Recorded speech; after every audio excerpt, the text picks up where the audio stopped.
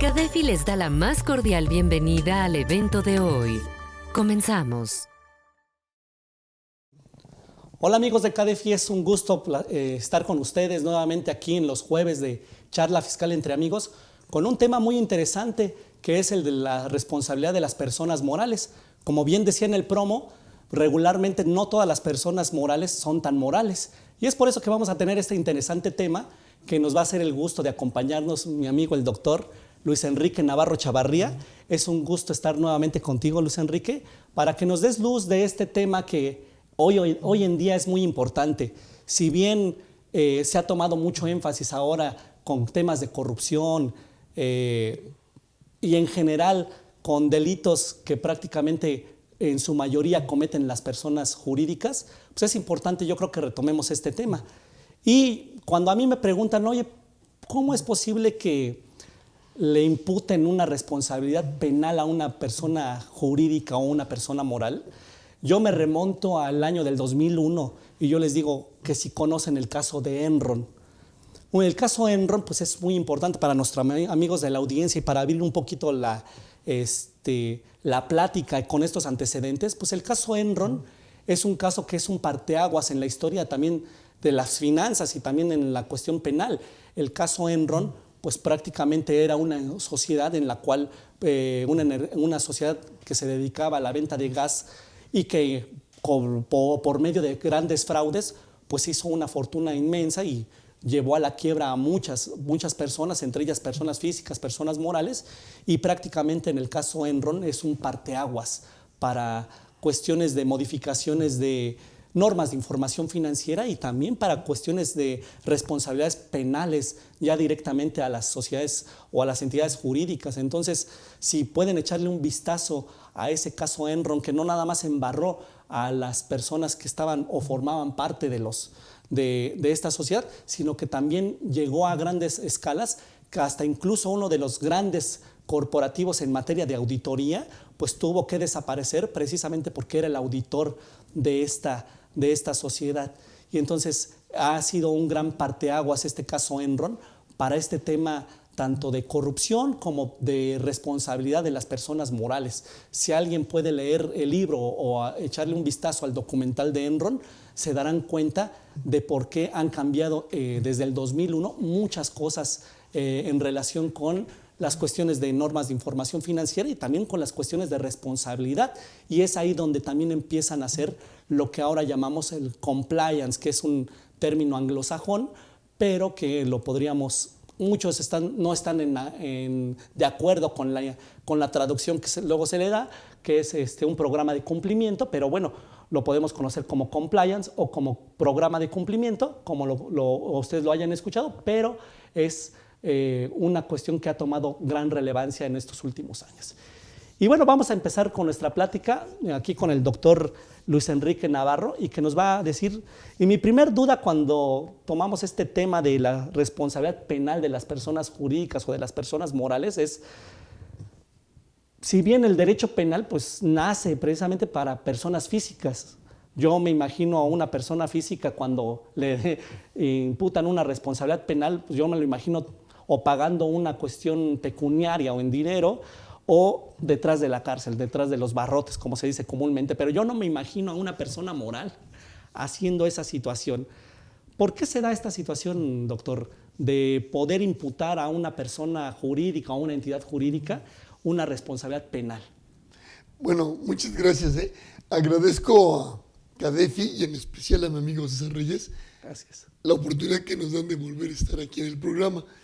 Bueno, entrando de lleno ya la pregunta, precisamente fue muy polémico, ¿no? El hecho de decidir si podía haber responsabilidad de las personas jurídicas. Nosotros traíamos la tradición de que societas delinqueren no potest, ¿no? Que la persona moral no puede delinquir, ¿no? Y si nosotros lo vemos desde la perspectiva del derecho penal, como bien lo decías, de la persona física, pues no entendemos, no vamos a entender bien, porque a pesar de que son los mismos elementos del delito para imputar a una persona moral que una física, los contenidos son diferentes. Es decir, va a haber una conducta típica que sea antijurídica y que sea culpable. Pero todos los contenidos a los que estábamos acostumbrados, pues totalmente cambiaron, ¿no? Algunos por ahí pueden coincidir, pero la mayoría cambió. Entonces, es cierto, de hecho hubo grandes autores como nuestro Sergio García Ramírez que se oponían, pero porque se está viendo desde esa óptica. La idea es que ya está, ¿no?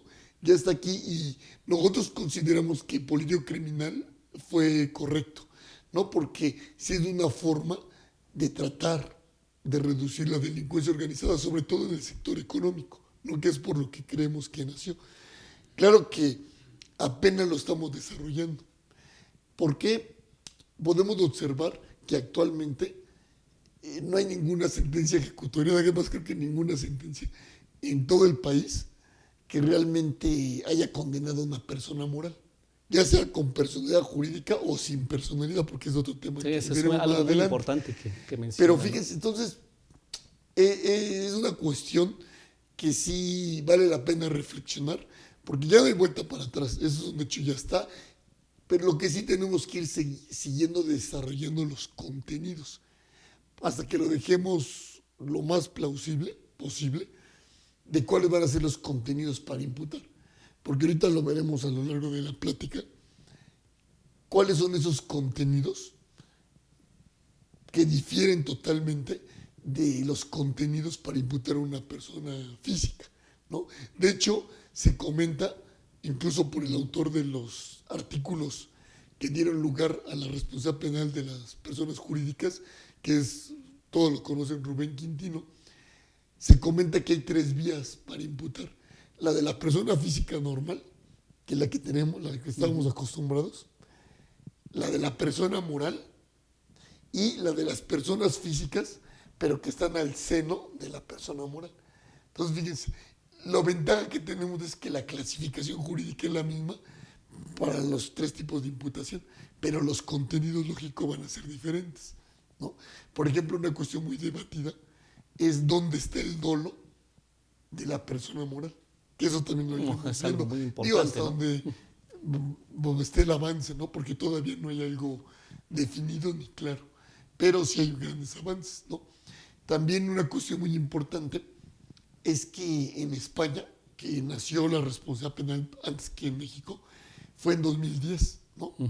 Se dice que es una responsabilidad vicarial, es decir, que para que imputen, para que sea responsable una persona moral, forzosamente tiene que ser responsable una persona física. En cambio, en México no es así. En México hay autonomía. Por decir así, puede salir condenada una persona moral y puede salir absuelta la física, o viceversa, ¿no? Entonces, eso también es muy importante ver qué sistema tenemos. Yo considero que es más correcto el de México. Aunque te voy a ser también sincero, cada vez más, con las reformas que hubo en 2016 en España, también creo que ya se está acercando también a la responsabilidad autónoma de la persona moral y de la de algunos de sus miembros, de la física. Entonces, cierta parte de la doctrina española incluso dicen que es autónoma también ya la responsabilidad. Otro sector dice que sigue siendo vicarial, ¿no? Que se requiere la responsabilidad de la persona física para que sea responsable moral. Es un hecho de transferencia, que se transfiere la responsabilidad penal de la persona física a la persona moral. Y en México no. Por eso decimos que estamos más avanzados en ese sentido, porque es autónoma. Y sí se puede dar, sobre todo yo como lo vería así en cuestiones prácticas. Si nosotros tenemos del famoso compliance, la persona moral de cumplimiento lo tiene bien hecho y es eficaz, no nomás bien hecho, sino que sea eficaz, ¿no? Y que incluso contemple su modernización y su adaptación a cómo va transcurriendo las actividades de la empresa.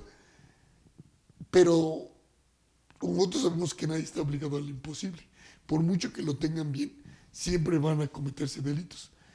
Aunque sea eficaz, porque eficaz podríamos traducirlo como que la mayoría de las personas no cometen delitos, pero siempre va a haber una por ahí que cometa. Entonces, en ese sentido, podría quedarse sin responsabilidad o disminuirse a un grado muy ínfimo la de la persona moral. Y en cambio, sí ser totalmente responsable la persona física al seno de la persona moral, ¿no? Entonces, como bien lo decías, hoy por hoy ya tenemos la responsabilidad penal, ahora hay que operarla, porque si hace falta que empiecen a imputar más a las personas. Tan solo nada más por decir, tenemos lo de un banco por ahí que imputaron y seguramente hubo una salida alterna, desconozco en qué terminó, pero no llegó a sentencia. Por ahí hay una de una automotriz, ¿no? Uh-huh. Y así tenemos como 3 o 4 por ahí, pero no ha llegado ninguna sentencia ejecutoria. Entonces, todo lo que se ha hecho para que no tengamos ninguna sentencia, quiere decir que algo está pasando, o que no sabemos operar el sistema, o que todavía falta mucho que detallar para realmente poderlas imputar y tener éxito. Entonces sí tenemos que trabajar mucho en eso, ¿no? Eso sería como una breve introducción, ¿no?, de lo que vamos a ver, ¿no? Sí, doctor, y precisamente comentándonos los temas que han sido involucrados o donde se han involucrado responsabilidades de sociedades o de personas jurídicas. Ya mencionó el caso de un banco, el caso, otro caso emblemático que podríamos comentar sería el de esta famosa gasera, ¿no?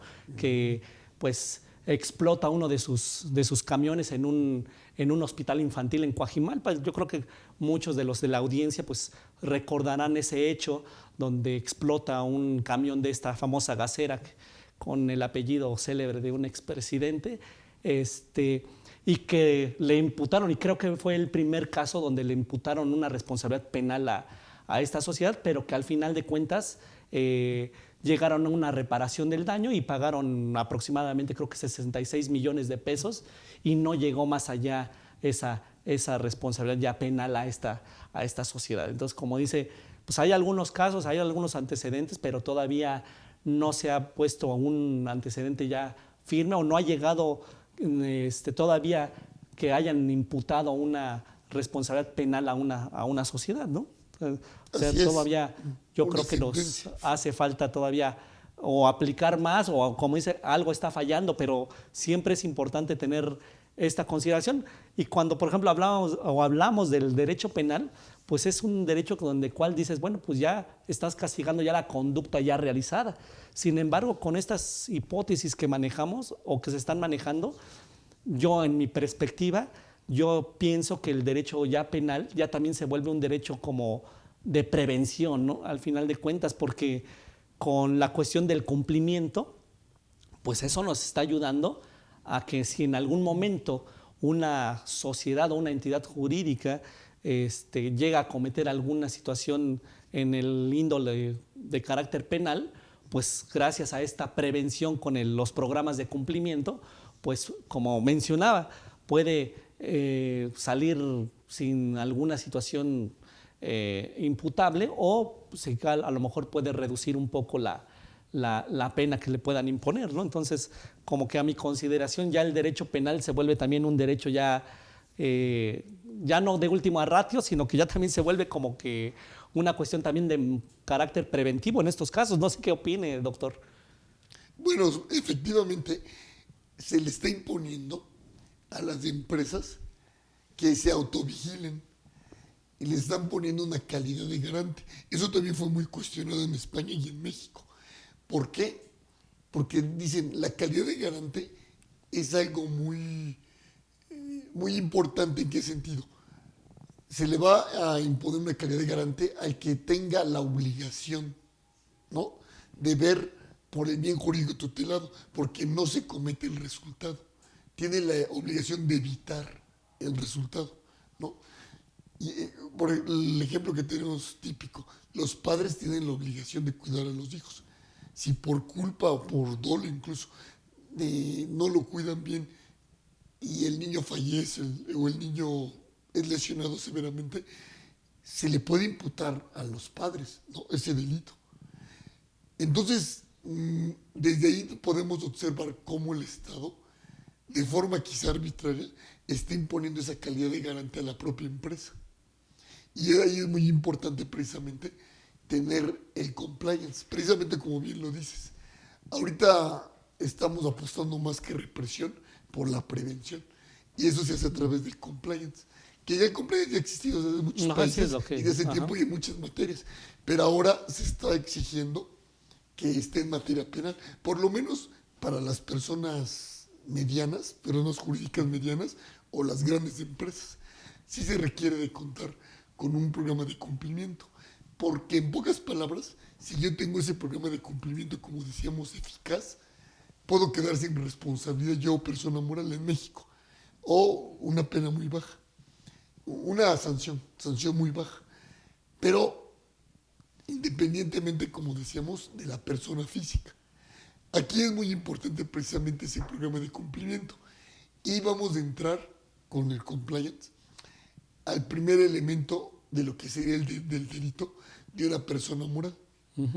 Se dice que el primer elemento es precisamente ese indebido control, ese defecto en la organización. Si hay defecto en la organización, se le va a imputar a la persona moral. Pero ¿cuál es el primer problema con lo que nos encontramos? Si ese primer elemento de defecto de la organización va a estar en la conducta típica o va a estar en la culpabilidad. Hay diversas posiciones, ¿eh? Hay autores que lo quieren ver en la conducta típica. Hay otros que lo quieren ver en la culpabilidad. Y hay otros que le dan doble posición, que puede estar como elemento de la conducta típica y también puede estar como elemento de la culpabilidad. Pero cada quien tendrá su idea, ¿no? Por lo mientras, en el código no se dice nada, en el Código Nacional de Procedimientos Penales no se aclara. Pero sí se ha observado que por lo menos el autor de esos artículos, él comulga con que el indebido control está en los dos, tanto en la conducta típica como en la culpabilidad. Todo eso ya es una cuestión de interpretación. Por eso son muy importantes que muchos las desdeñan las teorías del delito. Por ejemplo, ahí podemos aplicar el funcionalismo ya sea de Rothschild o el funcionalismo de Jacobs, ¿no? Que también es muy importante para esas cosas tan abstractas. Y son formas de interpretación de la ley penal, aunque no sean fuentes del derecho, porque no son obligatorias, pero las ocupan los jueces en personas físicas. También la van a hacer con personas morales, ¿no? En sus sentencias, en sus resoluciones. Entonces, regresando a lo de compliance, que bien lo decías, eso es un tema también muy polémico, porque incluso recuerdo que en España se señalaba que querían establecer los programas de cumplimiento para beneficiar a los despachos, a sus amigos, que para eso hicieron las reformas en España. Ese era uno de los comentarios muy fuertes, para que obtuvieran dinero, porque los cumpleaños se venden muy caros, ¿no? Y muchos decían, claro, no, nada más lo hicieron para eso, ¿no? Bueno, realmente no se sabe, ¿no? Porque, o al menos yo no lo sé si sea verdad o no, pero eso es lo que se manejaba, una de las hipótesis, ¿no? Pero ya volviendo a lo jurídico, a lo más serio, ese programa de cumplimiento precisamente debe de tener primero un sistema de prevención. Primero tienes que detectar cuáles son las actividades vulnerables, por decir así, en que pueden incurrir tus empleados o tus representantes de la empresa. Una vez que esté identificado, tienes que hacer un procedimiento. Tienes que hacer un procedimiento para evitar, hasta donde se pueda, ¿no?, la comisión de los delitos. Por decir así, va a ser muy importante en la nueva figura de la agencia aduanal. La agencia aduanal, el que tiene a su cargo un agente aduanal, que tiene como parte de sus socios un agente aduanal, porque es el que tiene la patente, tiene que revisar, por ejemplo, en la importación y exportación, todos los documentos, ¿no? Y tiene que ir a verificar a los almacenes que los pedimentos y la documentación coincida realmente con la mercancía. Ahí está un primer aspecto donde tiene que estar bien controlado, porque ahí se presta a muchas cuestiones, ¿no? Que metan otra mercancía, que van impuestos. También se da mucho, se va a dar mucho en la agencia aduanal, lo que algunos agentes aduanales, afortunadamente es la excepción, pero sí se da, que ya que cobran el dinero del importador, en lugar de pagarlo todo como impuestos, en lugar de pagar 1 millón, pagan 100,000, ¿no? Y al importador le entregan un pedimento como si hubieran pagado el millón. Ahí también ya hay un riesgo de un fraude. Es de un fraude en contra del importador. Y lo peor de todo, que le siguen dejando la deuda de los impuestos al importador cuando él sí dio todo el dinero. Entonces, ahí es un primer elemento. También por la cantidad de dinero, el dinero que manejan, también un delito que se puede cometer al seno de una agencia aduanal es el lavado de dinero. Ok. También no se diga la evasión de impuestos. Entonces, todo eso se tendrá que regular en el compliance. Todo ese famoso programa de cumplimiento se tendrá que regular. Y tuve la oportunidad de hacer un pequeño esquemita, todavía no está terminado, pero un esquema yo de la agencia aduanal, donde precisamente se ven los procesos, cómo van y dónde están los focos de atención, ¿no? Eso también será muy interesante para quizá otra plática de materia aduanera, de ver precisamente en dónde están los focos de atención que se tienen que cumplir con las ISO, ¿no? Se tienen que cumplir con las normas oficiales mexicanas y dónde están exactamente, en qué momento, la zona de riesgo para realmente poner candados y que no se cometan. Pero también viene una cosa muy curiosa. Dentro del compliance hay una figura del officer compliance. En primer lugar, podemos decir que la calidad de garante, la responsabilidad de la persona, podemos decir que recae en los administradores.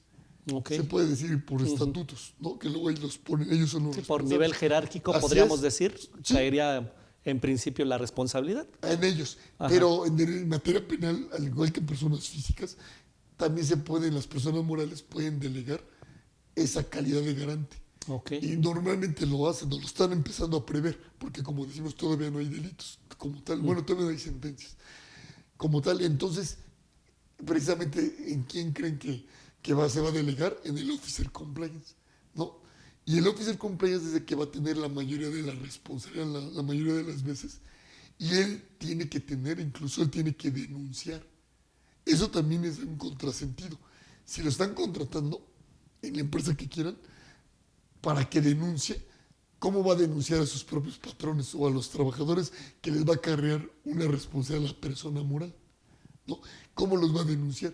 Pues es el caso muy emblemático del Barcelona, del Club Comentábamos Barcelona, la vez que pasada, lo comentaba ¿no? la vez pasada, nomás Y lo voy vuélvalo a retomar. repetir, doctor, para que Porque aquellos amigos de la audiencia que no lo hayan escuchado, es un tema muy interesante y muy ad hoc, y creo que todo el mundo lo va a entender, porque es un tema que no nada más pasa en el fútbol a nivel internacional, sino también a nivel nacional, y es un tema que el programa pasado lo comentó el doctor, y para esta sesión me gustaría que lo volviera a comentar, porque sí es parte de lo que estamos platicando, ¿no? Sí. Coméntanos de nuevo qué pasó con el Barcelona, doctor.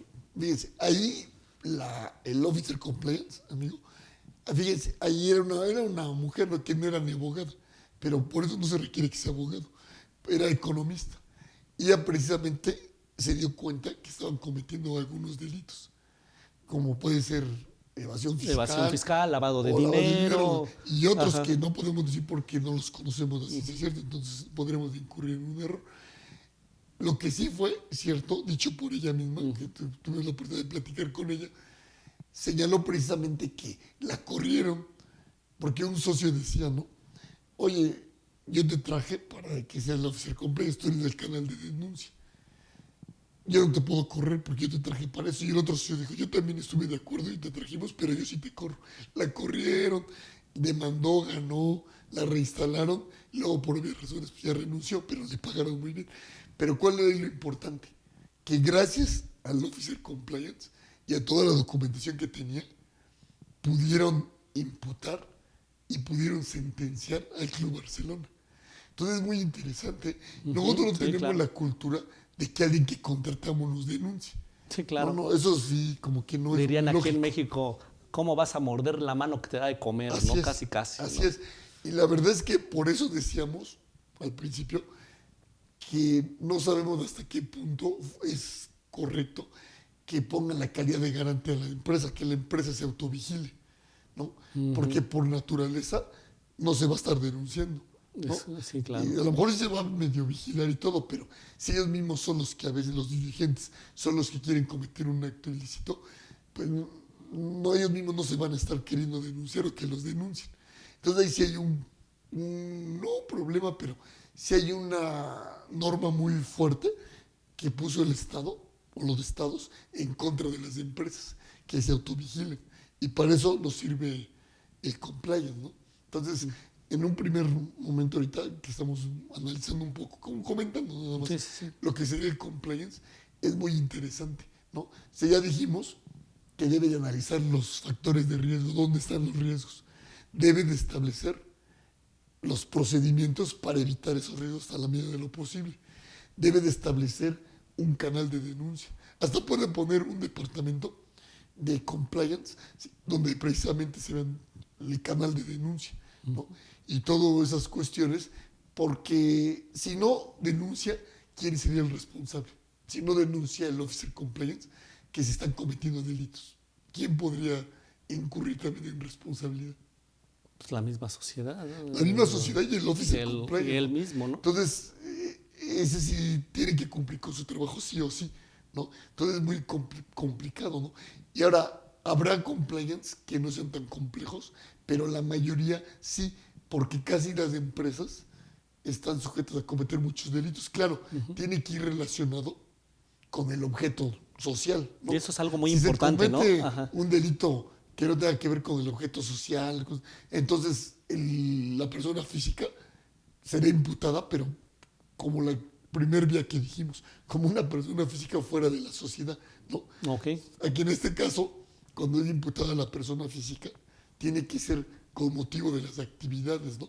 Y para que sea responsable en México, la persona jurídica sí tiene que ser a nombre de ella, en beneficio de ella, con instrumentos proporcionados con ella y que al final sea un beneficio para la persona moral. O sea, también tenemos que tomar en cuenta todo eso que dice el Código Nacional en el artículo 421 para poder ser imputada la persona física. Okay. Y como decíamos, es una responsabilidad independiente, ¿no? Sí, como bien lo comenta y estos comentarios dan pauta para abrir otro abanico. Por ejemplo, a mí cuando me preguntan de los programas de cumplimiento, yo siempre les digo, oigan, siempre, eso no es nuevo, eso ya tiene mucho tiempo. Ahora, como dicen, las teorías de la conspiración, ¿no? Yo también soy de esa idea que a partir de estas modificaciones han servido para pues incrementar el bolsillo de algunas personas que se empezaron a dedicar a esto, incluso ya hay organizaciones que se dedican a esto, cuando, por ejemplo, aquí en México pues no ha habido ninguna sentencia hasta el momento en la cual pues pudiéramos decir, mira, sí están haciendo efectivo lo que modificaron.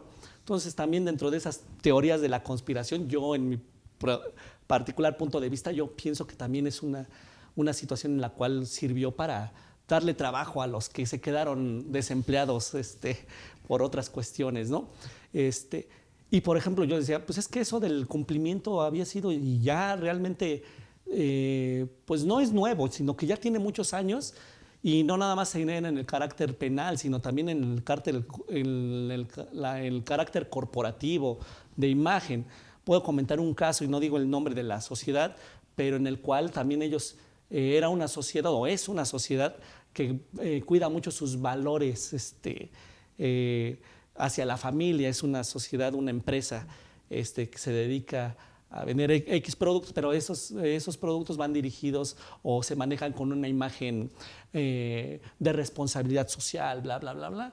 Y entonces ellos imponen, hace mucho tiempo que todavía no existía o no se hablaba todavía de un programa de cumplimiento como tal, un canal de denuncia para acoso sexual.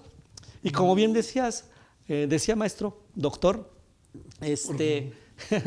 Luis, como bien decías Luis, pues todo eso, dices, ok, ¿servirá o no servirá? En la experiencia que yo pude observar en esta sociedad, las personas contrataron precisamente un programa de cumplimiento, en ese tiempo no le denominaban programa de cumplimiento, lo implementaron y lo que hicieron es, las personas que analizaban los casos, había un canal de denuncia anónimo donde las personas que laboraban en esta sociedad, a través de un correo electrónico, de manera anónima, lo mandaban denunciando cierto tipo de acoso sexual.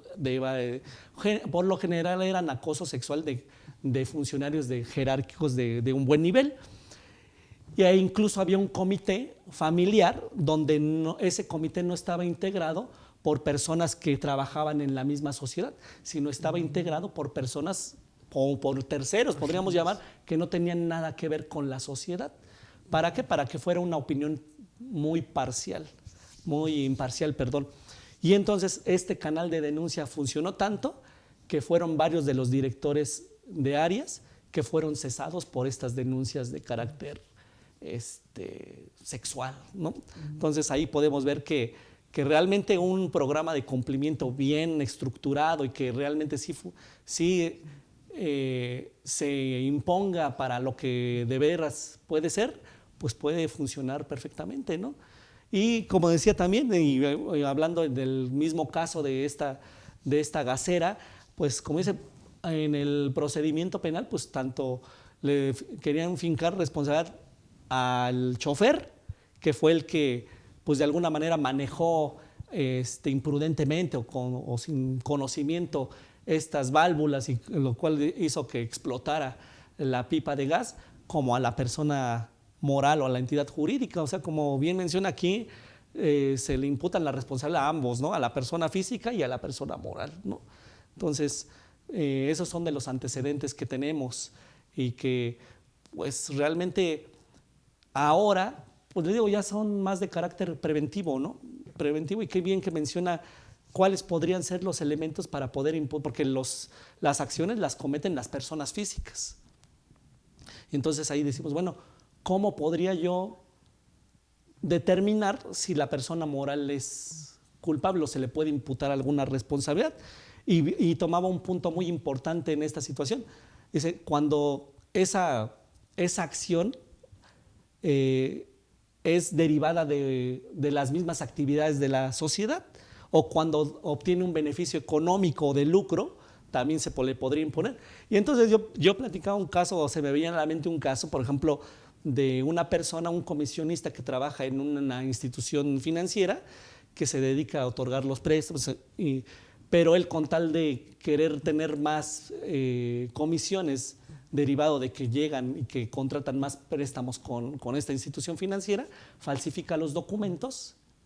En lugar de ofrecer una tasa que estaba en ese tiempo en ese banco o en esa institución financiera del 8%, él le ofrecía a estas personas una tasa del 4%, falsificando documentos, les hacía el contrato, les hacía el préstamo, y las personas que se contrataban o contrataban ese préstamo, cuando ya iban a pagar, veían que los intereses pues eran diferentes, entonces habían sacado ventaja de esa situación. Obviamente pues la responsabilidad primero pues fue un fraude, y la responsabilidad pues se le dio a la persona moral o a la entidad jurídica, pero esta entidad jurídica demostró que no tenía una responsabilidad como tal. ¿Por qué? Porque demostró que ellos sí capacitaban bien a su personal, incluso había un programa de capacitación cada vez que reclutaban este tipo de colaboradores, precisamente para que ellos tuvieran bien en claro todas las condiciones que tenían que llevar en caso de que contrataran algún préstamo. Entonces todas estas situaciones a mí me hacen pensar que sí, que no nada más es si comete una acción la persona física, sino que también tiene que ser en beneficio de la persona moral para que sea imputable, ¿no? Sí, así es. Ahí volvemos a retomar el concepto de defecto en la organización. Precisamente se le va a imputar porque la persona moral tiene capacidad de acción. O sea, lo que es la capacidad de acción en la persona física es el equivalente a la capacidad de organización en la persona moral. Precisamente entonces allí, si tiene un defecto en la organización, si hay un defecto en la organización, precisamente es el primer elemento. Pero comentábamos, yo soy de la idea de sí dejarlo en la conducta típica, ese defecto de organización, y no tanto en la culpabilidad, ¿no? Y se usan, todavía estamos usando muchos conceptos de teoría de sistemas de Luhmann, que retomó Jacobs, ¿no? Y algunas cosas de Roxin. ¿Por qué? Por ejemplo, de Roxin, ¿qué podemos tomar? Precisamente su imputación objetiva. Sí nos puede servir mucho para las personas morales. ¿Por qué? Porque él básicamente deriva la imputación objetiva en tres elementos, que es el aumento del riesgo permitido. O sea, que tú vas más allá de lo que la ley te permite.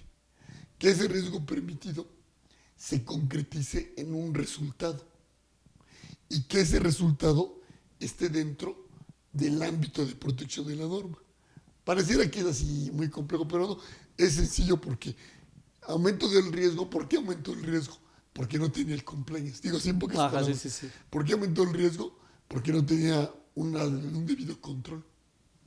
Y eso produjo un resultado, ¿no? Y ese resultado debe de estar dentro de lo que quiere proteger la norma, ¿no? Porque puede haber situaciones donde se adecue la conducta exactamente al tipo penal, pero no fue lo que quiso proteger el legislador. Entonces no sería imputable esa conducta, ¿no? Entonces eso es bien importante. Para eso nos sirven las teorías del delito, decíamos. Entonces yo considero que es más correcto dejar ese defecto de organización, todo eso, en la conducta típica de las personas jurídicas que dejarle la culpabilidad, ¿no? En la culpabilidad no se ha desarrollado todavía bien, pero podemos ver que muchos dicen que es la infidelidad al derecho, la reprochabilidad, como es de las personas físicas, que de acuerdo a, a las condiciones en que se encontraba la persona moral, le era exigible conducirse conforme a derecho. La falta de cultura de cumplimiento, todo eso puede ir en la culpabilidad y algunas de ellas hasta para graduar la culpabilidad. Pero yo considero que sí es más correcto dejar lo de la falta del compliance, la falta del debido control en la conducta típica. Y yo no soy partidario de que tenga una doble posición. El indebido control, como decíamos, tanto en la conducta típica como en la culpabilidad. Yo lo dejaría en la culpabilidad y creo que eso es la doctrina dominante. Me parece que eso así va a quedar.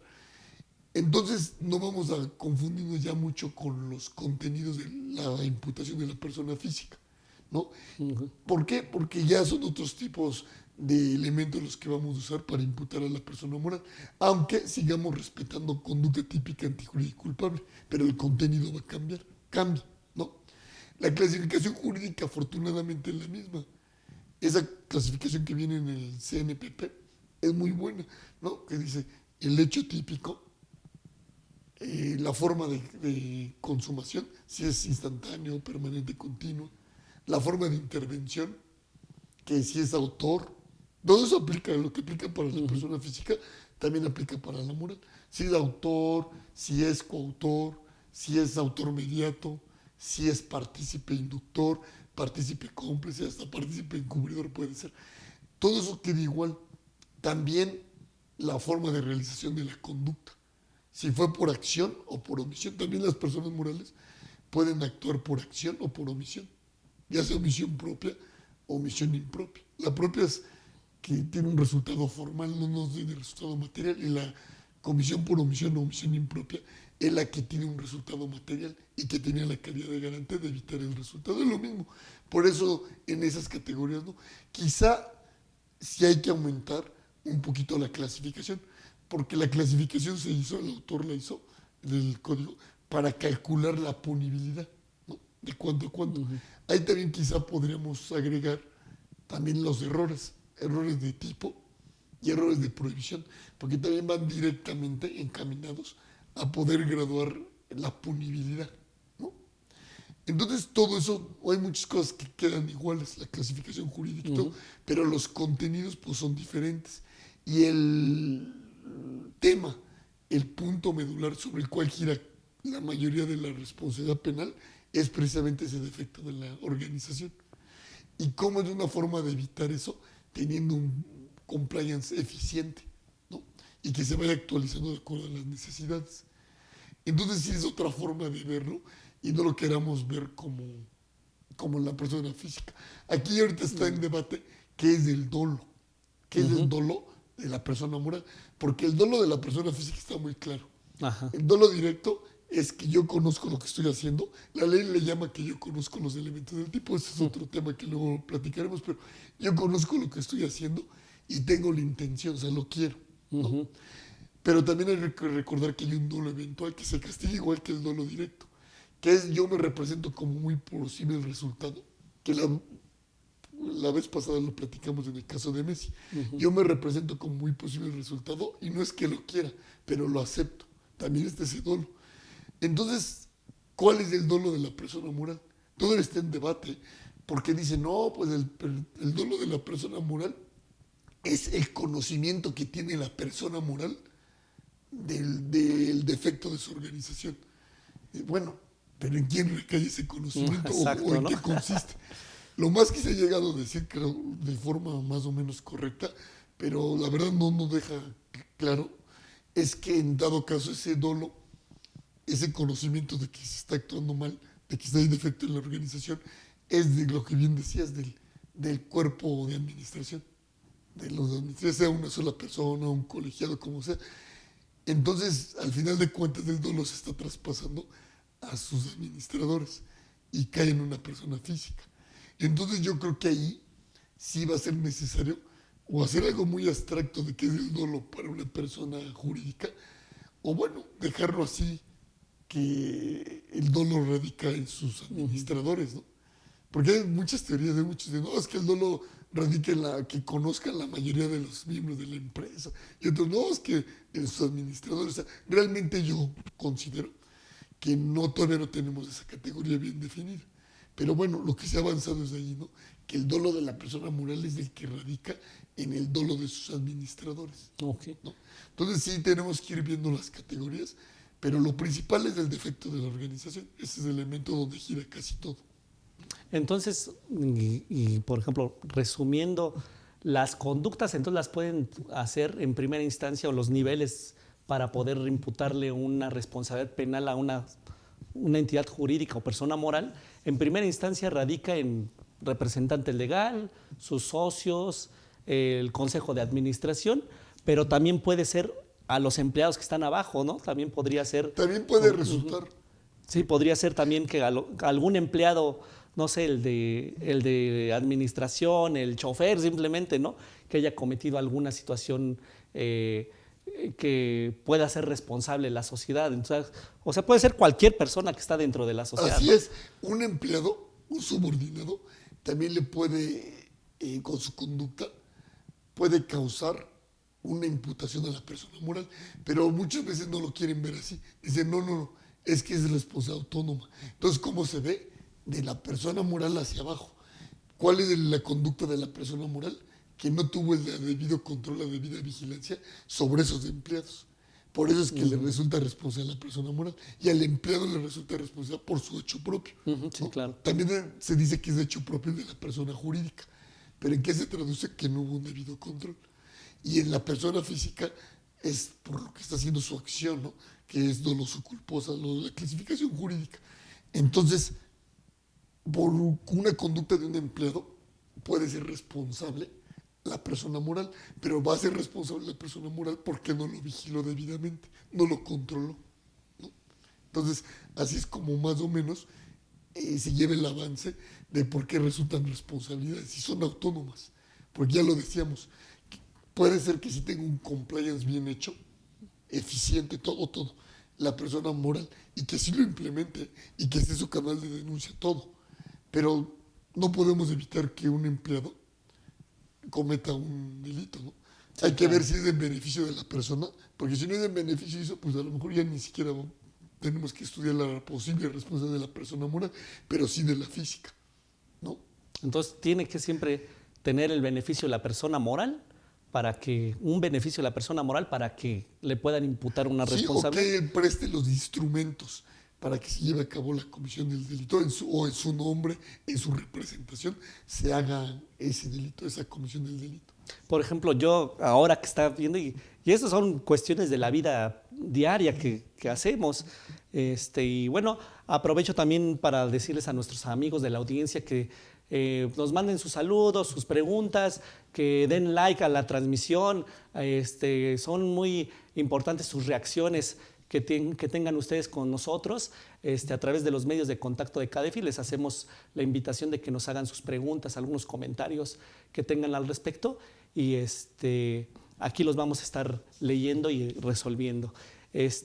Y como comentaba, son cuestiones de la vida diaria. Por ejemplo, podemos ver algunos casos también emblemáticos de de empresas que utilizan y que descubrieron sus camionetas y en lugar de que las camionetas llevaran equipos para lo que la sociedad realiza, llevaban drogas y todo eso. Entonces son cuestiones que se vienen en la vida común, ¿no?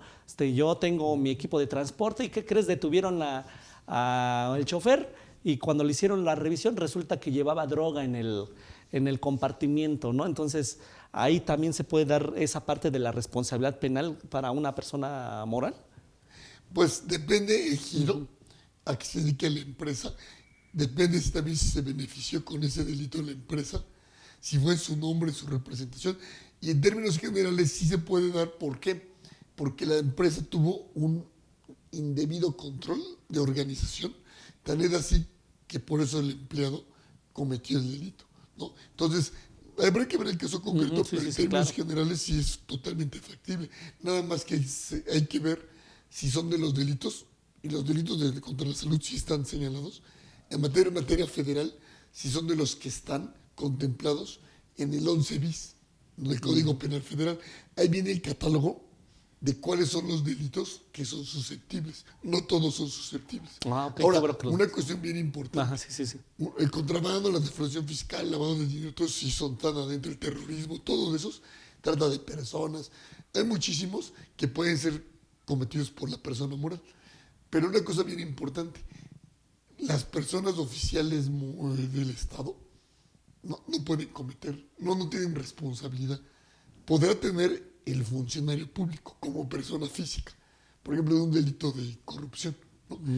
Pero en sí el Estado, las personas morales oficiales, las personas que forman el Estado, no pueden cometer por disposición de la ley. Los excluyeron. Bueno, tiene su razón de ser, ¿no? Porque una de las sanciones es la disolución. De modo que disuelvan una persona moral, ¿no?, del Estado. No me imagino en qué caos nos meteríamos, ¿no? Entonces, sí están excluidas las personas morales, que es lo que forma parte del Estado, están excluidos de responsabilidad penal. La persona física como tal, el servidor público, no. Pero la persona moral como el Estado, sí. Ok, entonces no todas las personas morales pueden ser susceptibles de imputarles una responsabilidad. Quedan exceptuadas estas entidades gubernamentales, vamos a llamarlo así. Y se me viene a la mente precisamente el caso de un directivo de Pemex, ¿no?, que ahorita está en la cárcel. Como dice, la responsabilidad no por la misma ley excluye a estas entidades gubernamentales, pero la persona física que cometió fue el delito, esa sí puede ser imputada y está siguiendo su proceso, ¿no? Y nos tendremos que ir al catálogo. Okay. Por decir así, me viene a la mente el cohecho, sí está señalado como de los delitos susceptibles de materia federal que pueden ser imputados. Entonces, tendríamos que ver cuáles son los delitos para ver si están dentro del catálogo. Hay una controversia que señala, unos dicen que aunque no esté en el catálogo, en los estados se puede imputar, y por todos los delitos. Es una teoría, ¿no?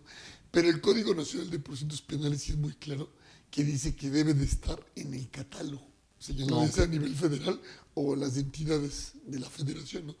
Entonces, sí debe de estar en el catálogo, ¿no? Y ya entonces tendremos que ver si realmente se le puede imputar a la persona, ¿no? Porque puede ser un delito que no tiene que ver nada con su actividad, ni que fue en su beneficio, en su representado. Entonces, nada más se le va a imputar a la persona física como tal, ¿no? Entonces hay que ver esas cuestiones para ver si se puede imputar por defecto de organización a la persona moral. Sí. Y a grandes rasgos, ¿cuáles serían ese tipo de delitos que bien mencionaba del artículo 111 bis? 11 bis. 11 bis. 11 bis. A grandes rasgos, ¿cuáles serían ese tipo de delitos que pudiera cometer una persona moral y que pudieran, obviamente, ponerle una responsabilidad? Bueno, sí hay varios, sí son bastantes. Llama la atención que el homicidio no está en materia federal. Okay. Porque muchos en otros países sí está, aquí no. Pero está el terrorismo, por ejemplo, la trata de personas, delitos contra la salud. Unos delitos que es a lo que yo más atiendo, más veo, que es el contrabando y la defraudación fiscal. Claro, en ciertas hipótesis, pero ahí están. ahí están señalados. De hecho, aprovecho para decir que Sí, claro. también esos dos delitos pueden ser susceptibles de ser cometidos por la delincuencia organizada. También en las reformas de 2019, que entraron en vigor en 2019, también está señalado el contrabando y la defraudación fiscal, ¿no? También está, por ejemplo, el 113 bis de adquirir, comprar los CFDI, ¿no? Entonces, también está ese tipo de delitos. Hay bastantes, ¿no? El robo, el fraude, ¿no? Entonces, la lista es larga. Entonces, sí tenemos una gama para poder imputar esos ciertos delitos. De hecho, se pensaba que con esas reformas al Código Nacional de Procedimientos Penales de junio de 2016, 18 de junio, cuando realmente nace la responsabilidad penal de las personas jurídicas, se pensaba que de los más delitos que iba a haber eran los de defraudación fiscal, ¿no? Que por ahí hubo unas imputaciones, pero no, que al parecer no han procedido. Entonces sí hay que ver eso. Y ahí hay algo bien interesante, porque hay delitos que los quieren considerar al contribuyente como autor y al agente aduanal como autor. Entonces, fíjense, también podríamos ver, el que tiene la obligación de pagar los impuestos es él, el contribuyente, el importador. Y el agente aduanal, él no tiene la obligación de pagar los impuestos. Solidariamente responde, pero no tiene la obligación. Entonces, en mi concepto, en un principio no podrá ser autor. Nada más que digo que en un principio, porque también hay unas teorías que se aplican, que es el que actúa en nombre de otro. El agente aduanal actúa en nombre de otro. Entonces ahí sí podría ser a lo mejor considerado autor, pero en defraudación fiscal no. En defraudación fiscal consideramos que no, porque el contador y el asesor fiscal, por más que la legislación por ahí los quiere meter como autores, que estos últimos años han querido... Es complicado porque es muy claro el artículo, dice, el que omita, a través del engaño omita el pago total o parcial de impuestos, de contribuciones. Entonces, el contador no está omitiendo, ni el asesor fiscal, sino en cambio los quieren meter como autores, porque por ahí hay un artículo en el 95, fracción novena, que va dirigido al agente aduanal en materia de comercio exterior de contrabando y al contador y asesor fiscal en materia de defraudación fiscal. Y dice que cualquiera que proponga, participe, que por su medio se haya cometido un delito fiscal, no dice ser autor, pero si a uno de la exposición de motivos lo quieren tratar como autor. ¿Y por qué lo hacen? También porque es bien complicado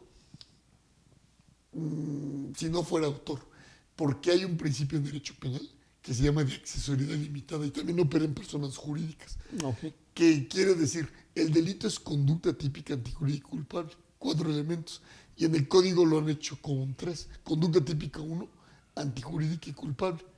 Entonces el principio de accesoriedad limitada dice que para que haya un partícipe, por lo menos debe de haber un autor que haya llegado su conducta hasta la antijuridicidad. O sea, que el autor principal que haya cometido una conducta típica y antijurídica, aunque no sea culpable, para que podamos hablar de un partícipe, ¿no? Entonces muchas veces es bien complicado estar acreditando eso. Entonces mejor trátalo como autor.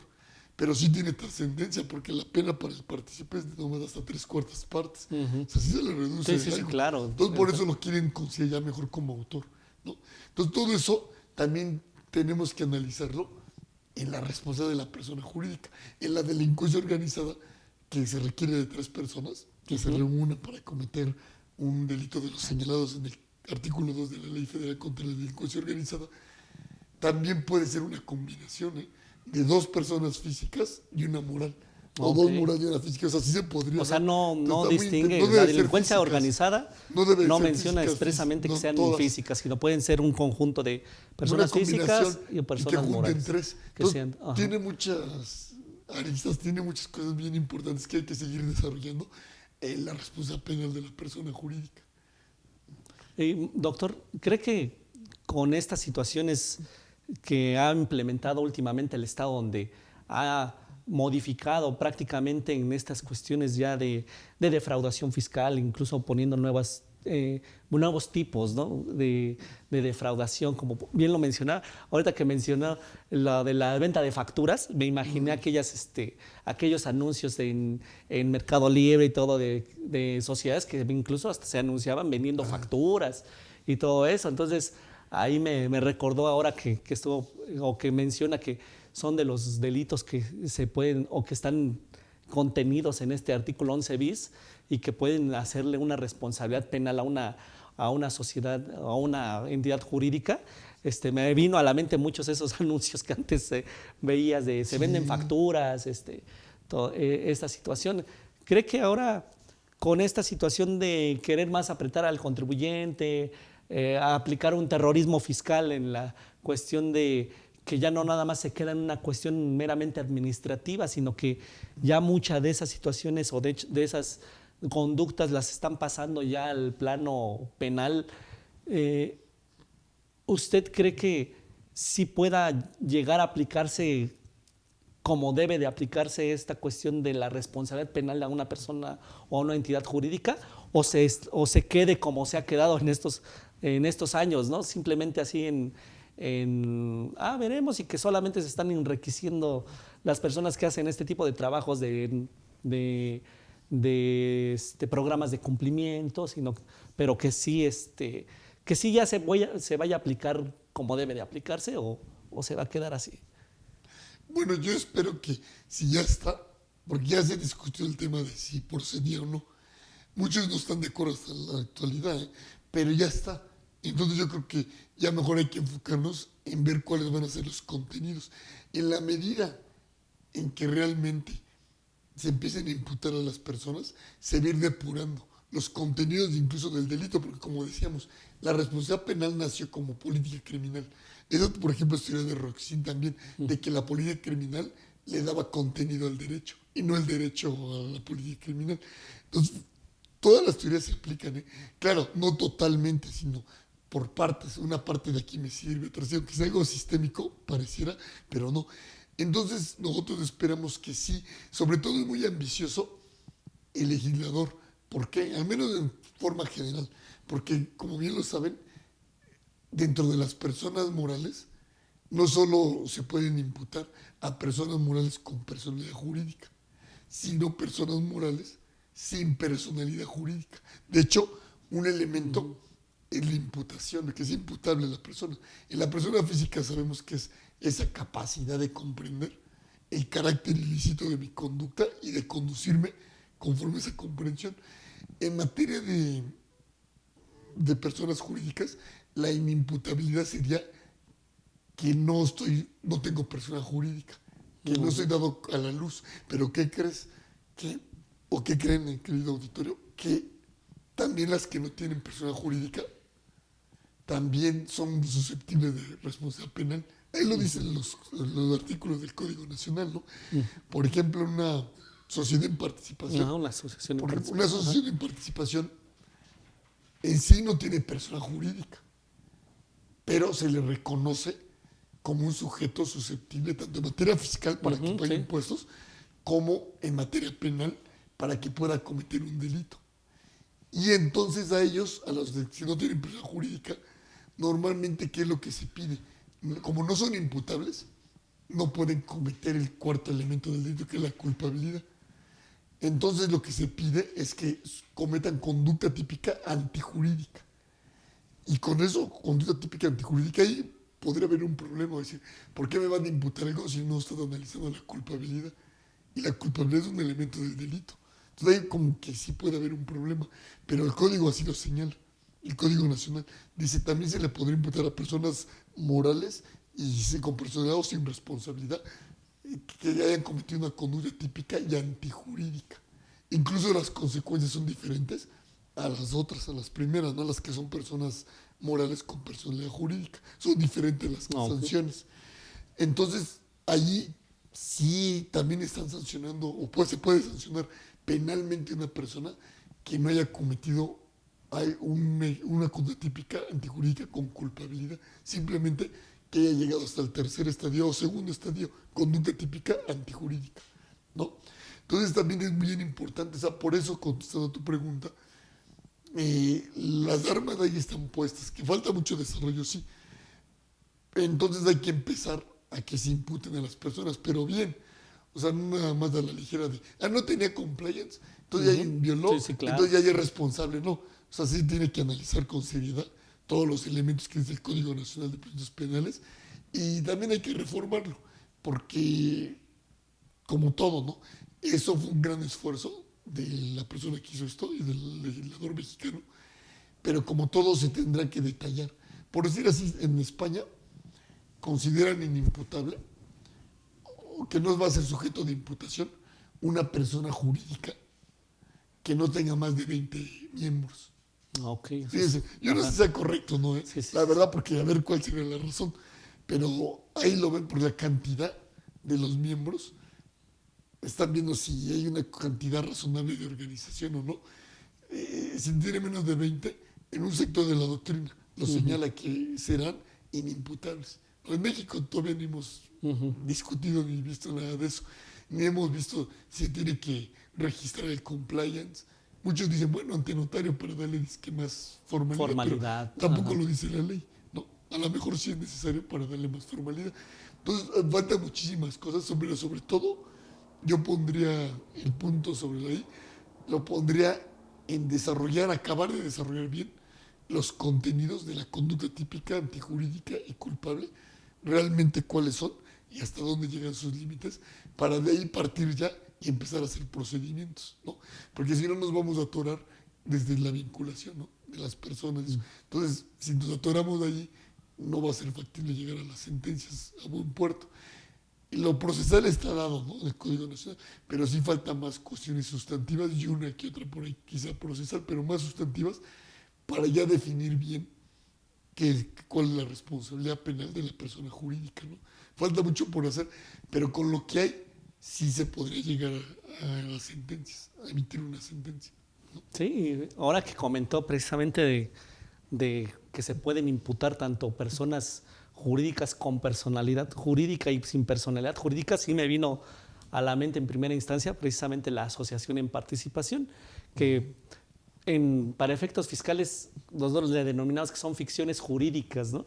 Porque para efectos fiscales la asociación en participación se considera como una persona moral, cuando podemos observar que simplemente es un contrato privado y que carece de personalidad jurídica propia, pero que a través de una asociación en participación también se pueden cometer estos tipos de delitos como que bien mencionado, por ejemplo el de un fraude, ¿no? De un fraude, daños a la salud, daños al medio ambiente, etcétera, etcétera. Entonces, no por el hecho de que no tenga una personalidad jurídica propia, no quiere decir que no sea imputable en materia penal, ¿no? Y eso es muy importante, porque le digo que hablando de cuestiones fiscales, pues hay una de las ficciones jurídicas que tiene la ley del impuesto sobre la renta es precisamente esa, ¿no? De que considera la asociación en participación como una persona moral, aunque no tenga una personalidad jurídica propia, ¿no? Ese tema es súper importante porque nosotros estamos acostumbrados, al menos un servidor, a decir, bueno, es que la persona moral tiene persona jurídica propia, porque es una persona moral. Pero ahí es donde viene la autonomía de las diferentes ramas del derecho. Que nos guste o no, en cada rama le pueden dar diferente contenido al mismo término. Por ejemplo, en penal, a una persona moral puede ser con personalidad jurídica, es lo más común, pero también una persona moral puede ser sin responsabilidad, sin personalidad jurídica propia, como las famosas empresas fantasma, o como el que decíamos, la sociedad en participación. Todo eso sí pueden cometer delitos, son sujetos de poder cometer un delito y no tienen personalidad. Entonces sí, como que ahí está algo incongruente también. ¿Por qué? Porque si no tienen personalidad, se supone que no pueden ser culpables, no pueden ser el cuarto elemento. Entonces, ¿cómo si los pueden hacer responsables penalmente? ¿No? Entonces sí hay todavía muchas cosas que afinar, pero efectivamente cada rama del derecho le va a dar contenido. O sea, lo más conveniente sería que un término tuviera la misma definición en civil, en penal, en mercantil, en aduanero, pero no es así. Entonces, un mismo término puede tener una connotación para una rama que para otra, ¿no? Y bueno, a veces sí se entiende y a veces no, pero la realidad es así, que cada rama, como bien lo decías, le va a dar sus contenidos a sus términos, ¿no? Ojalá coincida la mayoría, porque si no, no vamos a saber ni qué, ¿no?, cuando nos cambiamos de materia. Pero Sí, sí, cierto, es totalmente eso. En penal lo vemos. Puede responder penalmente una persona moral que tenga personalidad jurídica o sin personalidad jurídica. Qué interesante, porque muchas veces no nos vamos a esos detalles, ¿no? Oye, ¿qué pasa en el caso de la asociación en participación que no tiene una personalidad jurídica y cómo sí seré imputable o no imputable? Pero ya vimos que sí manejan este término en el cual, aunque no tenga una personalidad jurídica, sí puede ser imputable de una responsabilidad penal, ¿no? Sí, ahorita me hizo recordar más, tiene que ver con el civil y el penal. El famoso asunto de los cocos que estaban adheridos a una palmera y alguien llegaba, se metía al predio ajeno y además desprendía el coco de la palmera. ¿Y qué decían los penalistas? No, pues es robo, ¿no? Porque si llevó el coco, lo trasladó de un lugar a otro. Es un bien mueble. Pero conforme al derecho civil, es un bien inmueble, porque goza de la misma naturaleza que la palmera, por disposición del Código Civil. Entonces empezaron a cambiar la idea y dijeron, no, es un despojo o una figura empotrada en una pared. No es robo, es despojo, porque pertenece a la misma naturaleza. Pero ahorita tomando o meditando, si estamos diciendo que cada rama puede tomar sus propios contenidos, no pasaría nada, ¿eh?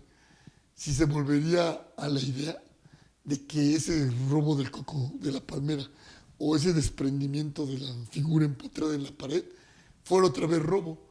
¿Por qué dirían, no, pues es un burro, no sabe de derecho civil? No, no, porque no estoy obligado a seguir tajantemente las disposiciones del derecho civil, por muy importante que sea también, porque estoy en penal. Entonces, si lo vuelven a cambiar, en mi criterio, no pasaría nada. No podríamos decir, ignora el derecho civil.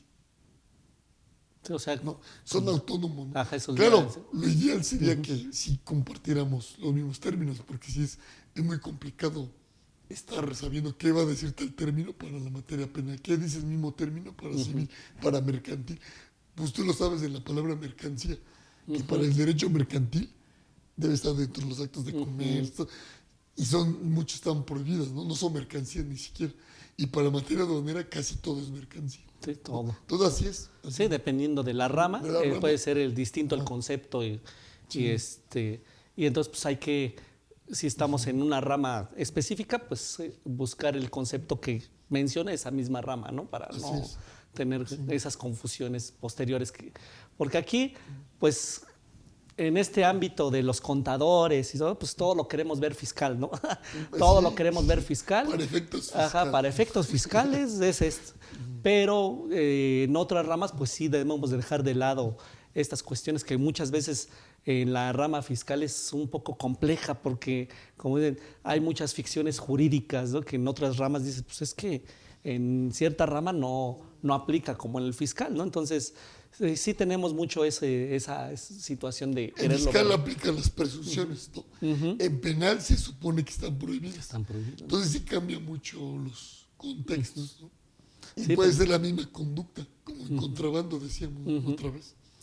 Y bueno, entonces, ya cuando se determina una cuestión que le imputan una responsabilidad a una sociedad o a una entidad jurídica, ¿cuáles serían las consecuencias ahora? Dice, bueno, ok, la persona física comete la acción, la persona moral o la entidad jurídica obtiene un beneficio de esa acción, se imputa tanto a la persona que cometió la acción como a la persona moral o a la entidad jurídica. Y ¿cuál sería ya entonces la consecuencia? Okay, está bien, qué bonito se imputó a la persona moral o a la entidad jurídica, pero ¿cuáles entonces son ya las consecuencias de esa imputación que se le hace? ¿No? Porque si no, no tendría caso que se le pudiera imputar una responsabilidad de carácter penal, ¿no? Por ejemplo, a las personas físicas podría, que es lo más común que y por eso este tema luego es así como complejo y difícil de entender, porque es, bueno, en una persona física, pues si cometes una conducta que lleva ya a un carácter penal, pues la consecuencia es que o te vas encarcelado o pagas algún tipo de sanción de carácter pecuniario, como Sí. le dicen, ¿no? Pero en una persona moral, ¿cuál sería la consecuencia? No sé, no me imagino ver el acta constitutiva detrás de una reja o algo así, ¿no? Precisamente en los 5 artículos que señala el legislador, en uno de ellos, precisamente hace una división, y ahí viene también lo que comentábamos hace rato, entre las sanciones que se le pueden imponer a una persona moral con personalidad jurídica propia, y luego viene otro donde dice, también a las personas morales y a las personas morales sin persona jurídica se les impondrán estas otras. Entonces, sí hace una separación, ¿no? En la primera, de las personas morales, la primera sanción que pueden imponer es la pecuniaria, ¿no? Que es, dentro de la pecuniaria, entendemos también la reparación del daño, ¿no? Igual que la persona física, que la pecuniaria es la reparación del daño, ¿no? Se condena a la reparación del daño. También en ese primer grupo se le puede imponer una multa. También, entonces está la multa parecida a la persona física. Pero ya después, ¿qué es lo que dice? Que se podrá imponer incluso la disolución. Okay. La disolución es lo más grave, ¿no? Y realmente sí es como el equivalente a la pena de muerte en una persona física que está proscrita, ¿no? Por tratados internacionales, ya por la Constitución, por todo, ¿no? En las personas físicas. Pero aquí sí se prevé la disolución. Y una cosa bien importante también, que ya estaba desde los años 40, 50 y después lo quitaron y ahorita lo volvieron a regresar para las personas morales con personalidad jurídica, que es la publicación de la sentencia. También la publicación de las sentencias, eso también, porque ya no puedes violar el principio de presunción de inocencia porque ya es culpable, ¿no? Publican la sentencia y también es otra de las sanciones, ¿no? Y en general dice las demás que señalen las leyes, ¿no? Así en general, ¿no? Las leyes especiales, las leyes administrativas, puede ser. Y en el segundo grupo, donde también entran las personas morales sin personalidad, que dijimos que no cometen una conducta con culpabilidad, sino conducta típica y antijurídica. O sea, se llama injusto penal. En esas podemos encontrar la suspensión de actividades. Okay. También podemos encontrar la prohibición de que participes en las licitaciones públicas, ¿no? También podemos encontrar la intervención judicial. Esas también luego son medidas cautelares, pero es otro tema. Pero ahorita estamos hablando como sanciones. Esas se van a imponer básicamente a las personas que actúan sin culpabilidad, porque ya lo dijimos, una persona moral para el derecho penal sin personalidad jurídica es inimputable, porque no ha nacido a la vida jurídica, entre comillas, porque al estar regulado también como capaz de cometer delitos, yo digo que no ha nacido con personalidad, pero sí está regulada por el derecho, que puede cometer delitos. Bueno, ahí es otro tema, pero todas esas también se les pueden imponer, las que comentamos, a las que no tienen responsabilidad. También la clausura de los locales, también temporal, también se puede imponer como sanción, ¿no? Y en las primeras que comentábamos, también se puede imponer el aseguramiento, o sea, ya lo que es el decomiso, de los bienes, objeto, producto del delito, igual que las personas físicas, ¿no? Básicamente esas son, pero están divididas en 2 grupos. Ok, entonces sí tiene grandes consecuencias, ¿no, doctor? Porque si, por ejemplo, soy una sociedad, una persona jurídica que participa en unas grandes licitaciones con el gobierno, etcétera, etcétera, y tengo de ahí recursos inconsiderables, en el momento en que, como consecuencia de esa responsabilidad penal, ya no me dejan participar en estas licitaciones, pues prácticamente me están ahorcando, ¿no? Porque ya la gran parte de mis ingresos pues ya no los podría obtener. Lo mismo si me suspenden mis actividades, pues ya no puedo generar ningún ingreso y pues obviamente pues es una cuestión de carácter prácticamente económico, en la cual pues va a hacer que mi negocio pues cierre, ¿no? Algunos le dicen penas disfrazadas, porque dicen, van a hacer que se muera mi empresa, ¿no? Entonces, supuestamente nada más me prohibieron las licitaciones, pero de eso vivo, de la obra pública, de las licitaciones que gano y que construyo o lo que haga.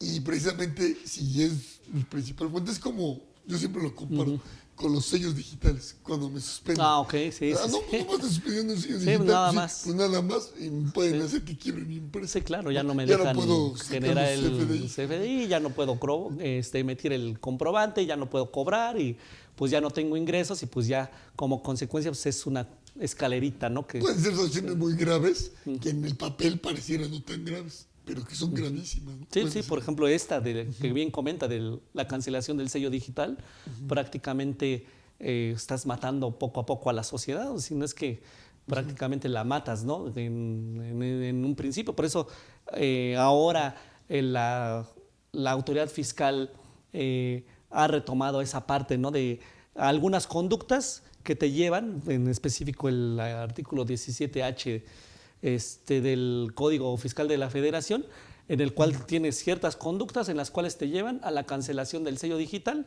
que podría parecer aparentemente una situación no tan grave, pero si lo vemos en una cuestión cuantitativa, pues ahí pues prácticamente es una parte medular para ya la obtención de un ingreso, ¿no? El emitir un comprobante y obtener un ingreso a través de esa emisión del comprobante. No nada más prestar el servicio o enajenar un bien, sino que una parte esencial es la expedición de un comprobante.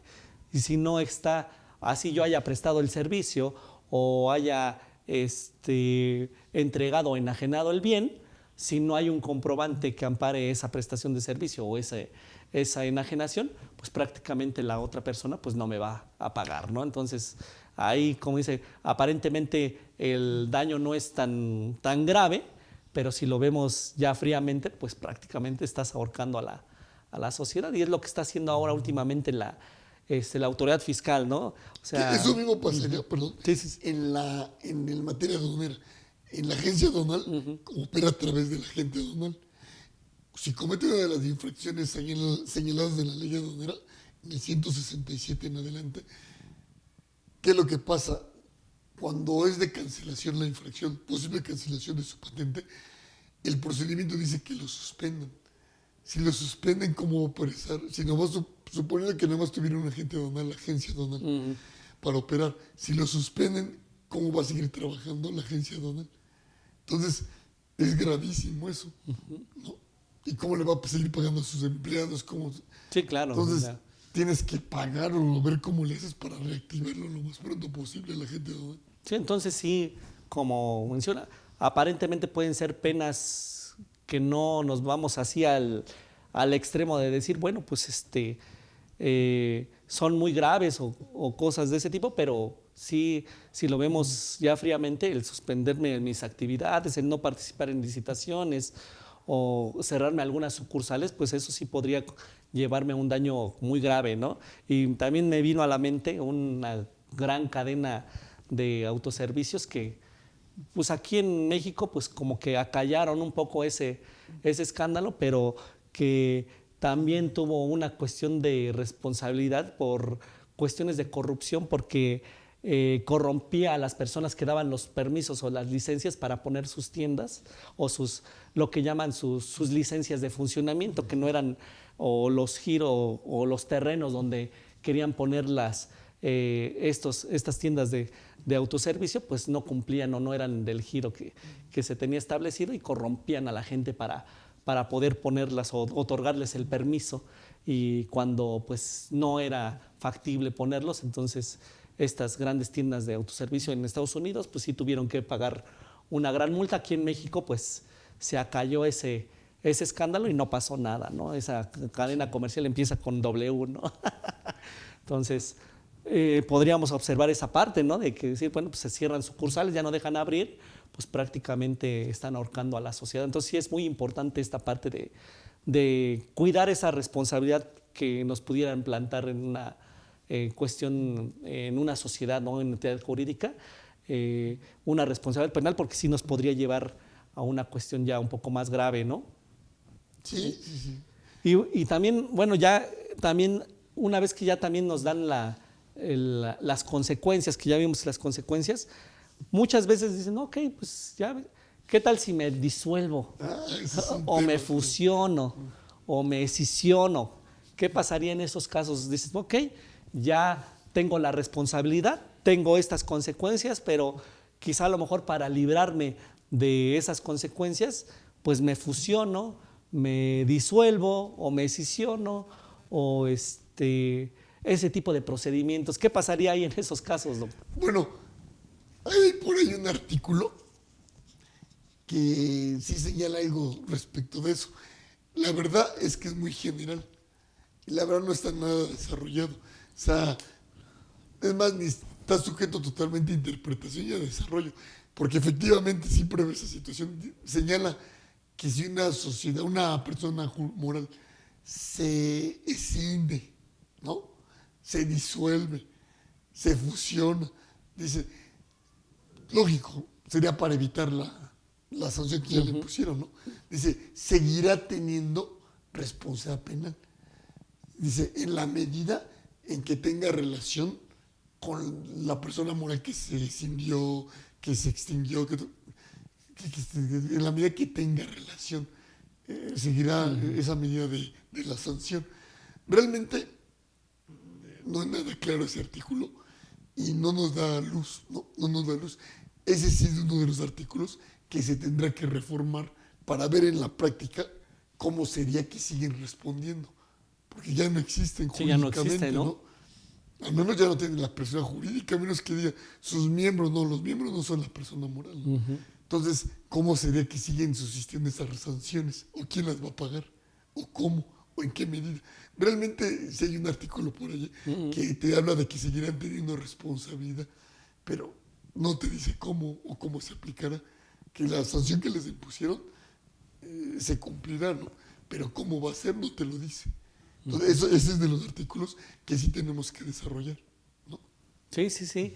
Porque sí he escuchado muchas veces que dicen, ok, bueno, nos imponen la responsabilidad, pues entonces la salida inmediata es, vamos a disolvernos, vamos a fusionarnos o vamos a escindirnos, como bien dices, para, pues ya no existe la persona moral o la entidad jurídica, a ver a quién le imponen la sanción o la consecuencia, ¿no? Entonces, pero entonces en principio continúa o sea, no sería una salida fácil, ¿no? No, dice que continúa para que no burlen las sanciones del juez, pero no dice cómo. No lo aclara. Nada más en la medida en que tuvo relación la segunda empresa con la primera, ¿no? ¿Qué tal si ya no son los mismos socios, nomás él se fue a otra, ¿no? O sea, no queda muy claro cómo está eso, cómo se trabaja eso, ¿no? En materia administrativa, hacen mucho eso, ¿no? De que si me sancionan, por ejemplo, que ya no puedo, no sé, licitar durante un año, ¿no? Y además también sancionan a la persona moral y a la persona física, ¿no? Y muchos dicen, bueno, si la sanción es muy grave, pues mejor la disuelvo y creo otra, ¿no? Pero se le queda el registro para la física.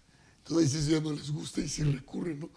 Pero sí es muy complicado eso porque si yo me disuelvo eso, ¿cómo la van a seguir ejecutando? No, sí es complicado ver eso. Si me fusiono, los demás socios de la empresa nueva con la que me fusioné, con la que se creó, van a también responder. Bueno, los socios no, el ente con la cual me fusioné va a responder de lo que hizo otra persona moral. O sea, la verdad sí, ahí sí está, está muy complicado. Eso sí hay que desarrollarlo, ¿no? Y hay que conocer, digo, los que conocen de eso, de la naturaleza de las sociedades, ¿no? Y de las figuras de la escisión, de la fusión, exactamente cómo operan, para que podamos ver si sí es real que se le transfiera responsabilidad, o que siga respondiendo, más bien dicho, que siga respondiendo una persona moral que ya no existe. Sí, porque se supone que en esos procedimientos, pues en cuestiones corporativas, pues se supone que son para acrecentar el negocio por estrategias comerciales. Digo, bueno, ok, yo me voy a fusionar. ¿Por qué? Porque a lo mejor con la persona que me voy a fusionar, pues a lo mejor ella complementa lo que es el proceso productivo, ¿no? Yo realizo a lo mejor el producto y la otra sociedad con la que me voy a fusionar, ella tiene un centro de distribución que encaja perfectamente con mi producto y si nos fusionamos podemos hacer un proceso ya en conjunto y crecemos.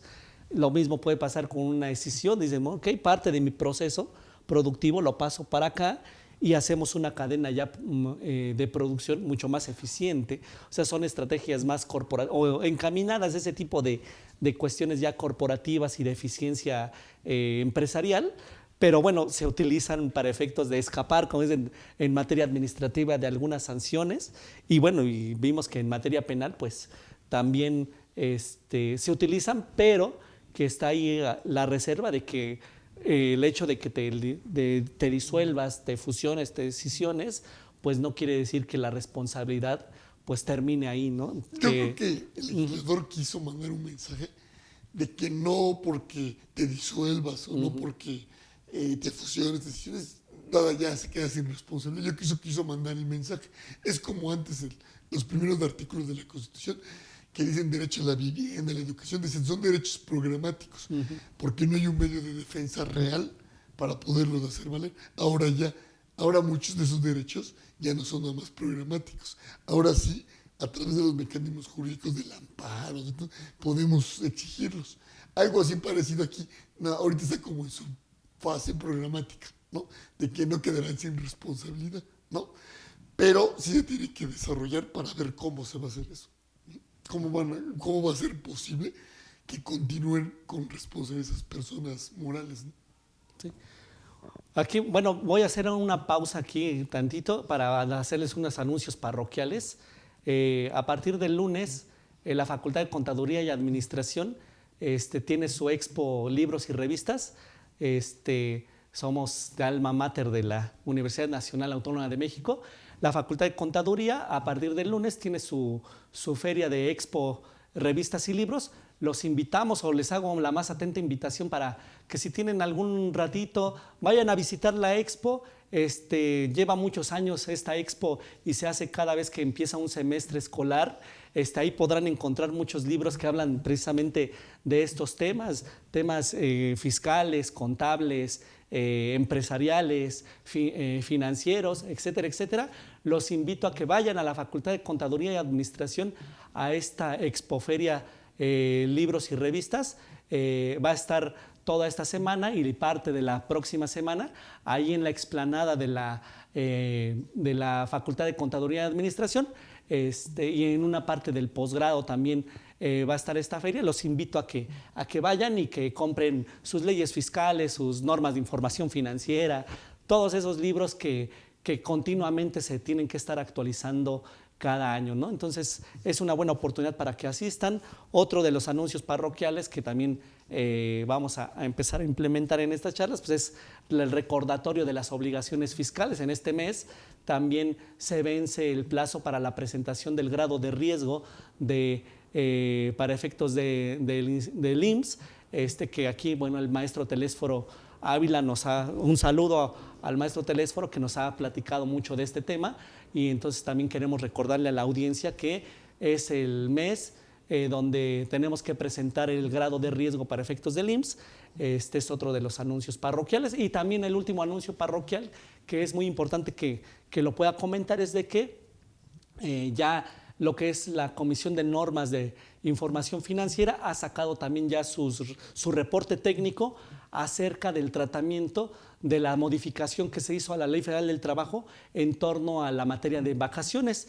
Ya las normas de información, o más bien el Consejo Técnico de Normas de Información Financiera, a través de sus reportes técnicos, ya también sacó su reporte que nos menciona cómo vamos a tener que modificar nuestros registros contables o hacer nuestros registros contables para darle efectos a esta modificación que se hizo a la Ley Federal del Trabajo en materia de vacaciones. Muy pronto quizá a lo mejor podríamos grabar una cápsula ampliando este tema, pero bueno, son anuncios parroquiales que queremos transmitirles. Y vamos a pasar también a algunas preguntas y algunos saludos que nos tiene aquí la audiencia y que muy amable nos han escrito. Como les menciono, es muy importante la reacción que tengan ustedes con nosotros a través de su like, de sus comentarios. Es muy importante para nosotros que tengamos esa comunicación. María Martínez nos dice: un saludo cordial, gracias por este tema. 2 preguntas. ¿Qué hacer cuando un patrón no quiere llevar controles? La segunda pregunta no es referente al tema, pero espero me puedan apoyar. Bueno, vamos a responder con la primera pregunta. ¿Qué hacer cuando un patrón no quiere llevar controles? Bueno, pues no estaría obligado realmente a llevar, por ejemplo, hablando del tema, ¿no, doctor? Que es me imagino cuando habla de controles son programas de cumplimiento, lo que llaman el compliance, pero hasta donde yo sé, creo que no es obligatorio llevar un compliance, ¿no? Bueno, un primer término podríamos decir que no es obligatorio, pero es necesario. Okay. Porque si no lo llevo, no quiere decir que no tenga yo un programa de cumplimiento. Yo puedo tener un programa de cumplimiento sin que esté en un papel como tal. Pero entonces yo lo tendré que acreditar. Yo sé que me va a decir, no, es que el principio de presunción de inocencia dice que lo debe de acreditar que no tienes el programa de cumplimiento es el Ministerio Público. No, y sí es cierto, así se debería de tomar. Pero en la realidad, los dos se tienen que defender. Entonces, si yo no tengo el compliance, sí habría un problema. Yo, contestando muy concreta esa pregunta, yo diría, técnicamente hablando, si hay un compliance, bueno, oye, está el officer compliance, él tendría la obligación de denunciar que no tienen un compliance bien, que el patrón no quiere acatar el control. El officer compliance es su función, que denuncie precisamente a la persona que está incurriendo en el posible delito, ¿no? Entonces, por el solo hecho de no llevarlo, yo lo que haría, digo, me estoy viendo muy teórico, ¿no? Lo tendría que denunciar el officer compliance, pero para eso pues tendría que llevar el tener un compliance de cumplimiento. Aunque el patrón no lo quiera llevar, lo tienen que tener para que ahí esté nombrado quién es el officer compliance, ¿no? A fuerza, porque si no, ¿quiénes tienen la obligación de tener el programa de cumplimiento? En primer lugar, es el Consejo de Administración. Todos ellos son los primeros responsables. Y si le delegan la calidad, le dan la calidad de garante al officer compliance que lo cumpla, entonces son los dos responsables.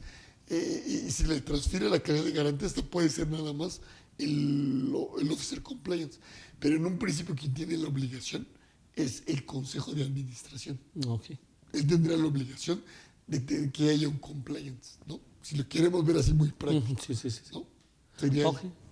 Ok, entonces, bueno, pues sí, en principio, pues no hay una obligación como tal, pero como dices, sería necesario precisamente para evitar estas cuestiones de responsabilidad, ¿no? Más que nada para la persona moral, ¿no?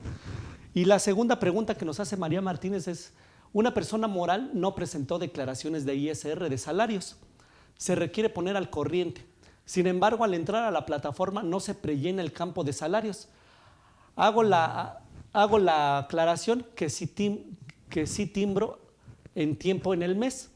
Puede presentar la declaración y pagar sin que no esté prellenado el campo indicado. Ok, María Martínez, creo que te refieres a lo que hemos estado sufriendo últimamente en estas semanas con la plataforma del SAT. No creas que eres la única, sino que también hemos tenido algunas cuestionamientos por parte de otras personas en las cuales nos han mencionado que la plataforma del SAT no está funcionando. Y efectivamente, cuando tú haces más bien la retención o vas a hacer la declaración para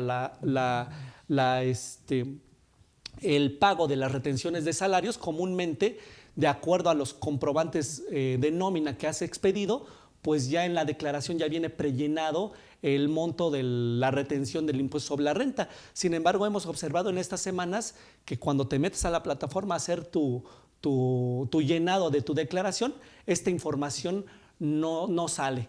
Entonces, ya aquí la sugerencia es de que no te preocupes, tú si tienes ya bien controlado que efectivamente cuánto es el monto que tienes que enterar de esas retenciones por salarios, lo tienes bien definido y bien controlado.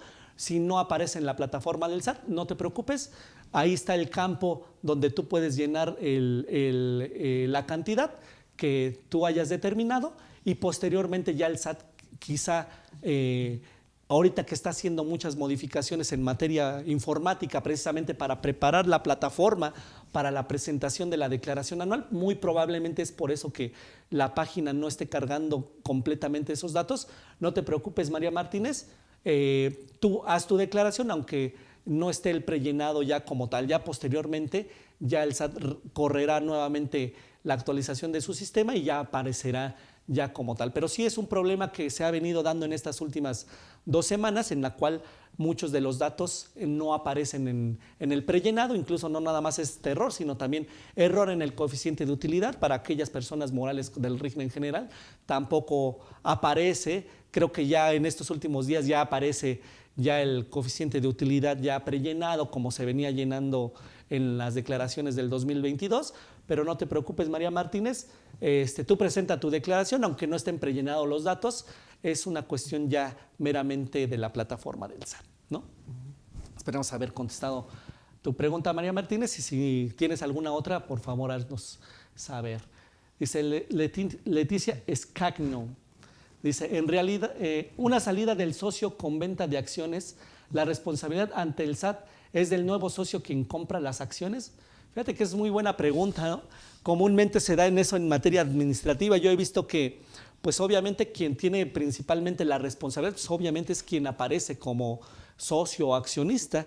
Y lo que hacen muchas veces es, ¿sabes qué? A lo mejor la sociedad tiene algún pecado en el cual pues no queremos embarrar al socio y como salida en algunas malas prácticas que han hecho algunos, y lo pongo entre comillas, consejeros o asesores fiscales, ¿sabes qué? Enajena las acciones y con eso ya te liberas de la responsabilidad, ¿no? Sin embargo, bueno, eso era una práctica que se venía haciendo en la antigüedad, donde incluso enajenabas las acciones y el nuevo socio era una persona que vivía en un lugar, era una sociedad que facturaba 100 millones de pesos anuales.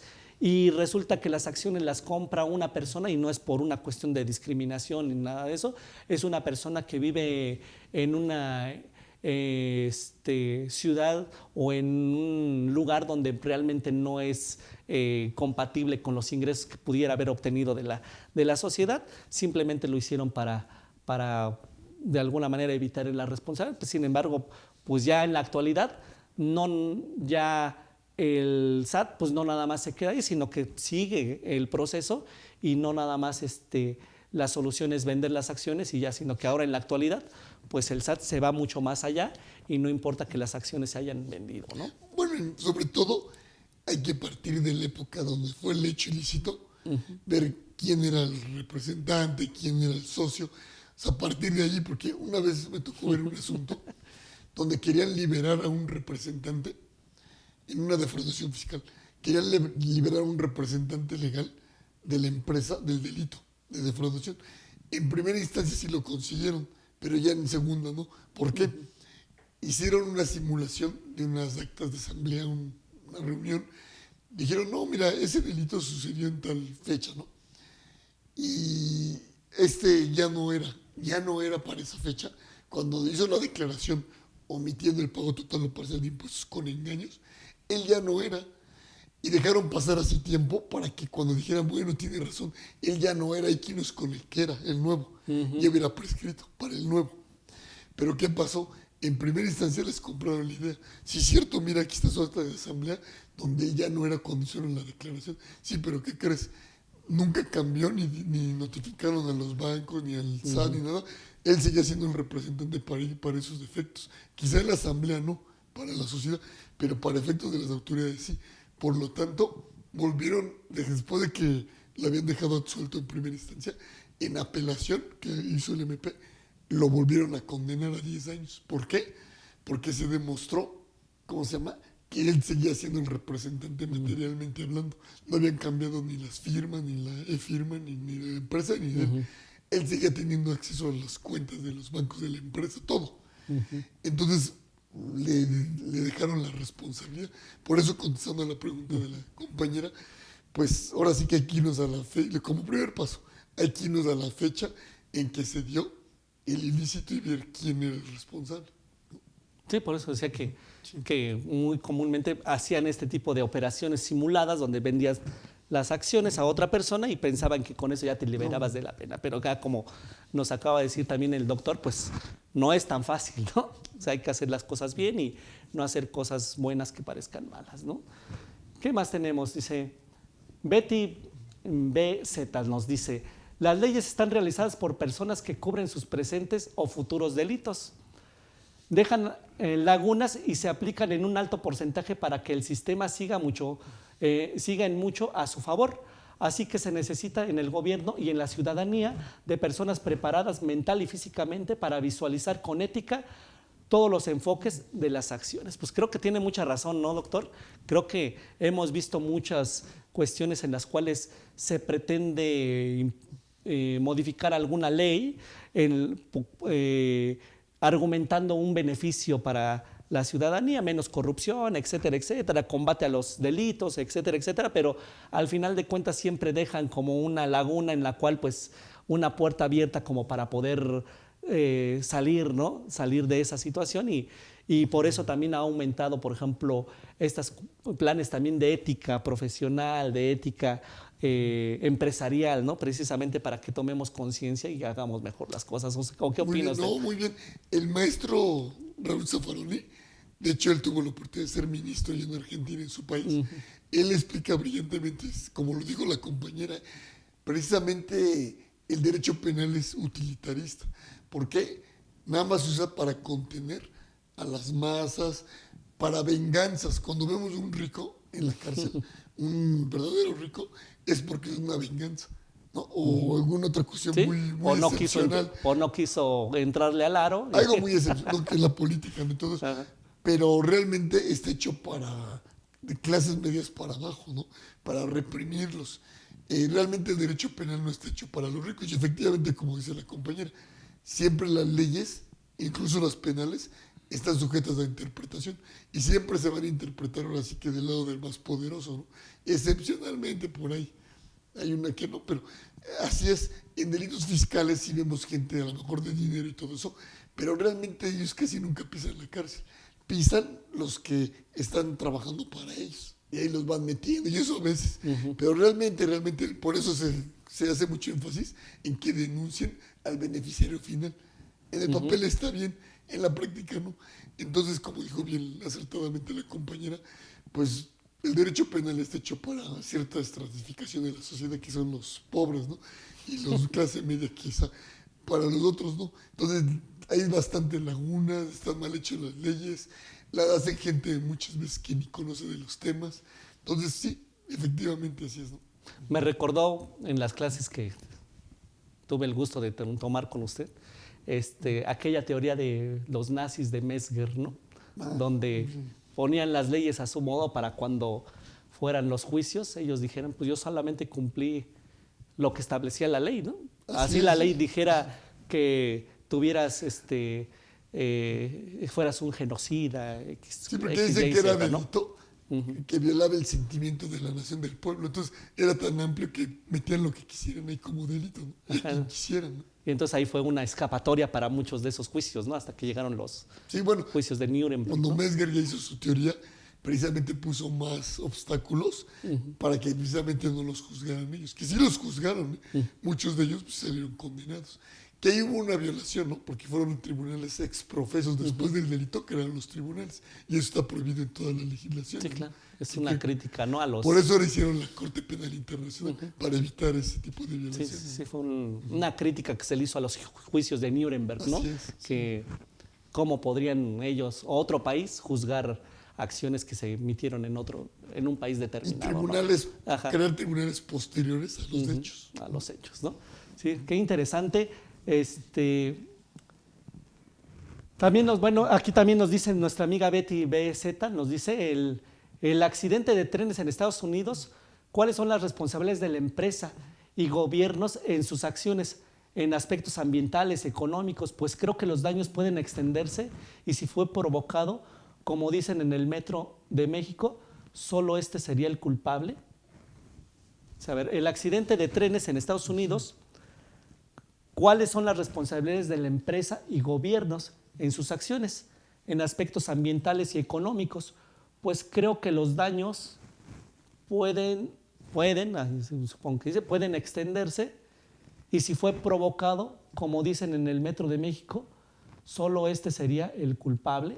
Bueno, yo creo que se refiere a la responsabilidad tanto del gobierno, En el caso de México, ahí sí está claro, como el metro es parte del gobierno, no se le puede imputar al Estado. penalmente, ¿no? Ahí serían las personas físicas, ¿no? Ok. Puede ser que la jefa de gobierno, que eso depende quién tenía la calidad de garante, ¿no? Porque muchas veces la calidad de garante se va pasando, puede ser hasta el que le da mantenimiento, ¿no? Entonces, si fue por unas cuestiones de mantenimiento, el que va a responder es como en las construcciones. El arquitecto es el que da la firma, el que tiene la calidad de garante. Él debe de responder, no tanto la empresa, ¿no? Porque él se le transfirió la calidad de garante. Digo en otros casos, pero volviendo al que está poniendo la compañera, la persona moral del Estado no podría responder por lo que dijimos, que queda excluido de la responsabilidad penal, ¿no? Ahí serían las personas físicas. En el caso de Estados Unidos, digo, no conozco a detalle ese asunto, pero ahí sí son mucho más, ya llevan 100 años. Sí, de hecho, eso es lo que y normalmente, como una cuestión también ambiental, acaban pagando millones las empresas dueñas de los trenes, ¿no? Entonces ahí sí está mucho más desarrollada la responsabilidad. Y ahí no son como aquí. Oye, sí, ¿cuál es el elemento, la conducta típica de teoría culpable, y que la teoría de Roxy? No, ahí no andan con eso. Ahí son prácticos. Tú eres de empresa, tú eres dueño de los trenes, tú causaste este daño, van a responder tu empresa y tu persona física, ¿no? Si es que es el caso.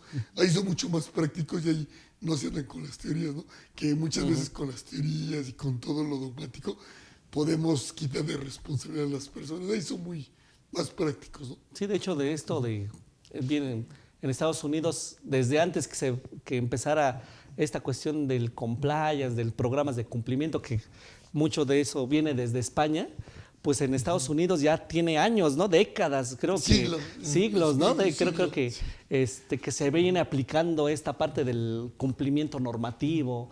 ¿Por qué? Porque allá son más severos en estos comportamientos. Como dicen, si la sociedad o la empresa causó el daño de cualquier tipo ambiental, económico, incluso a la salud X, es la responsable, no hay más, aquí ¿no? el gobierno no tendría para pagar, ¿no?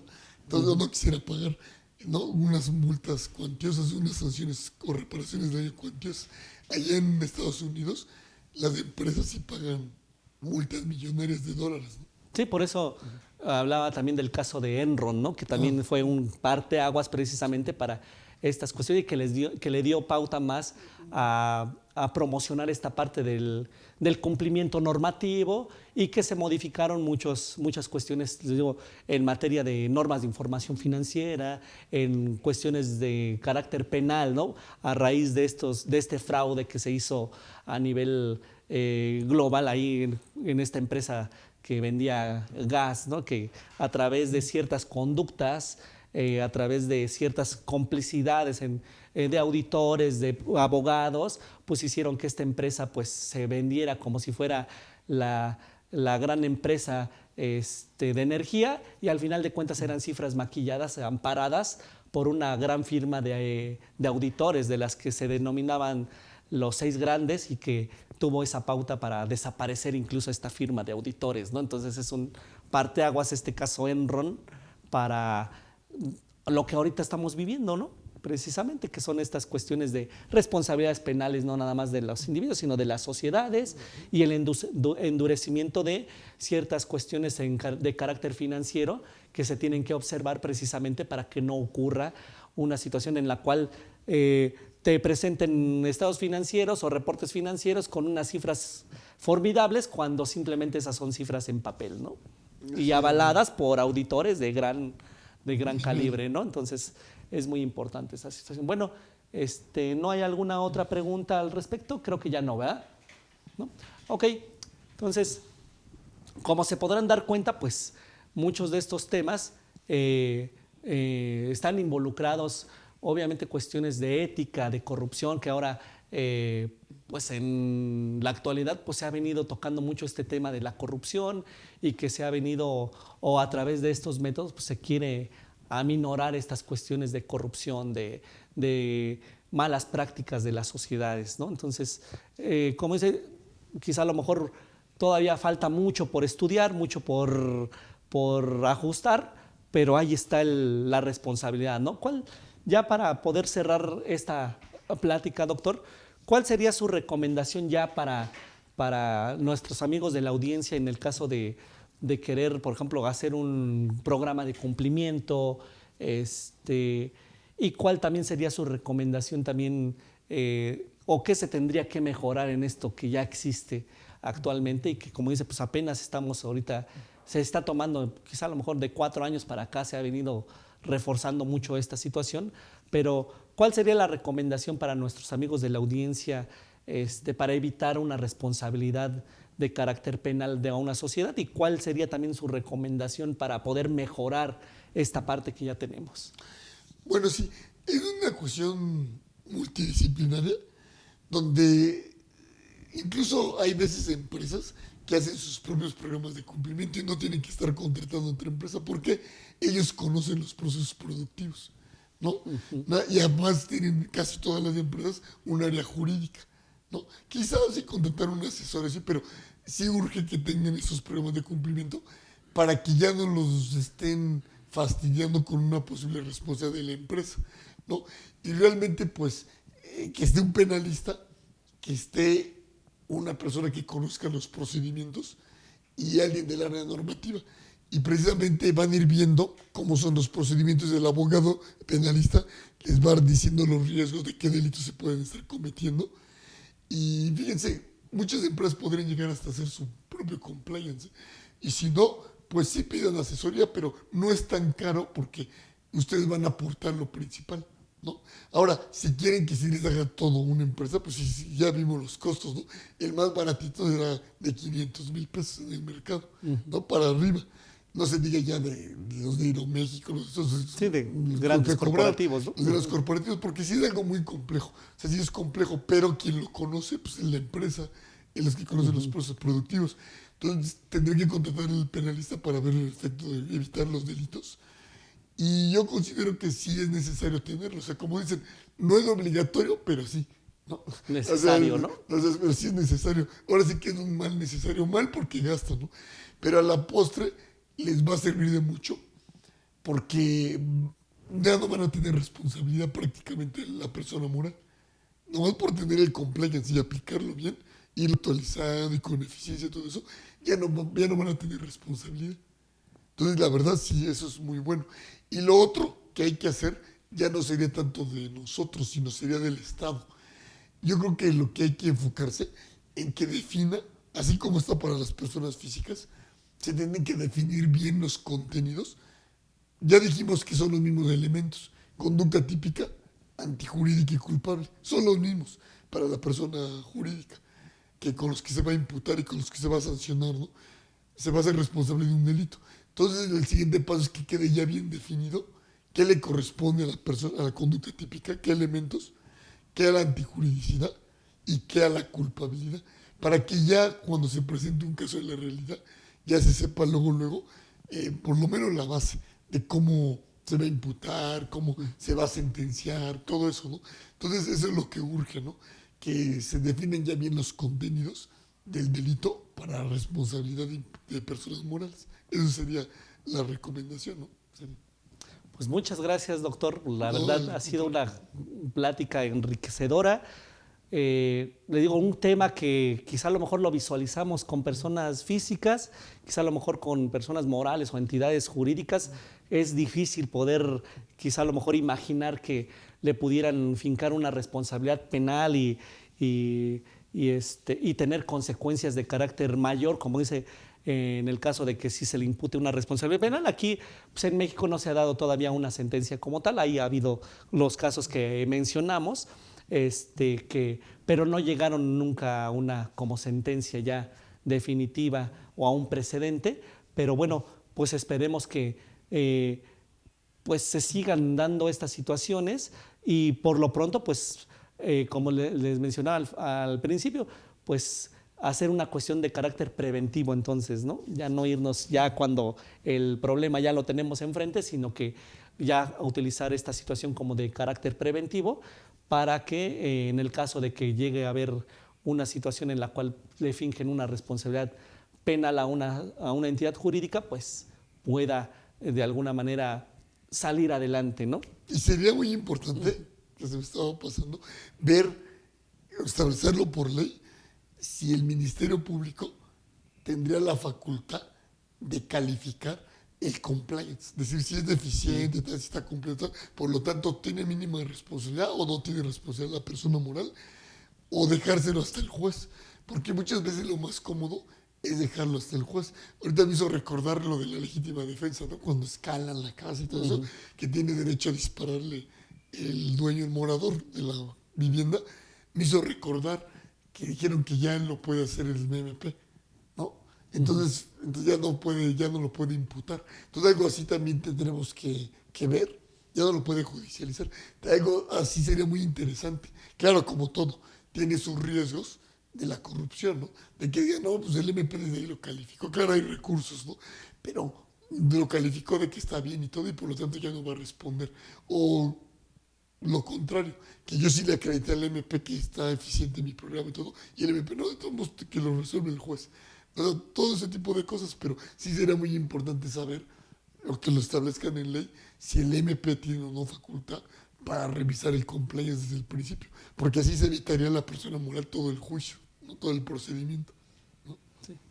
Pues bueno, doctor, pues no me queda más que agradecerle No, nuevamente aquí su presencia. Sí. Es muy importante pues todas estas acotaciones que nos hace y también los casos que ha vivido allá en España, traerlos un poquito para acá y ver la comparación entre lo que se estudia acá y que prácticamente muchas de las cosas se han traído aquí. Incluso me he llevado la sorpresa que algunas cosas que se hacen aquí también en México se han copiado allá, ¿no? Y que han sido mucho más efectivas o que sí han reconocido también que aquí en México se hacen también bien las cosas, ¿no? De hecho, el que hizo el primer código español estudió aquí en México. Ah, ok, ¿no? Qué interesante. Entonces, entonces eso demuestra que aquí en México también podemos hacer bien las cosas. Lo único que hace falta es que tengamos confianza en nosotros mismos, ¿no? Pues muchas gracias, doctor. Al contrario, el gusto es mío y agradezco a Gaddafi que me haya invitado otra vez. Pues muchas gracias. El placer es acá para nosotros tenerlo de invitado y que nos pueda mencionar todo este conocimiento que tiene y que ha adquirido durante su experiencia.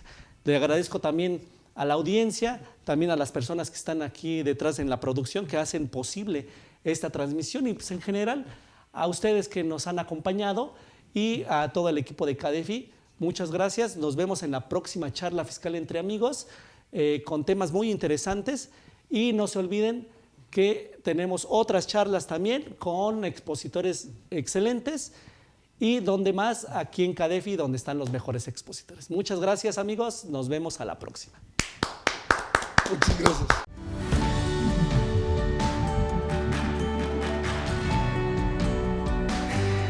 CADEFI agradece su preferencia. Hasta pronto.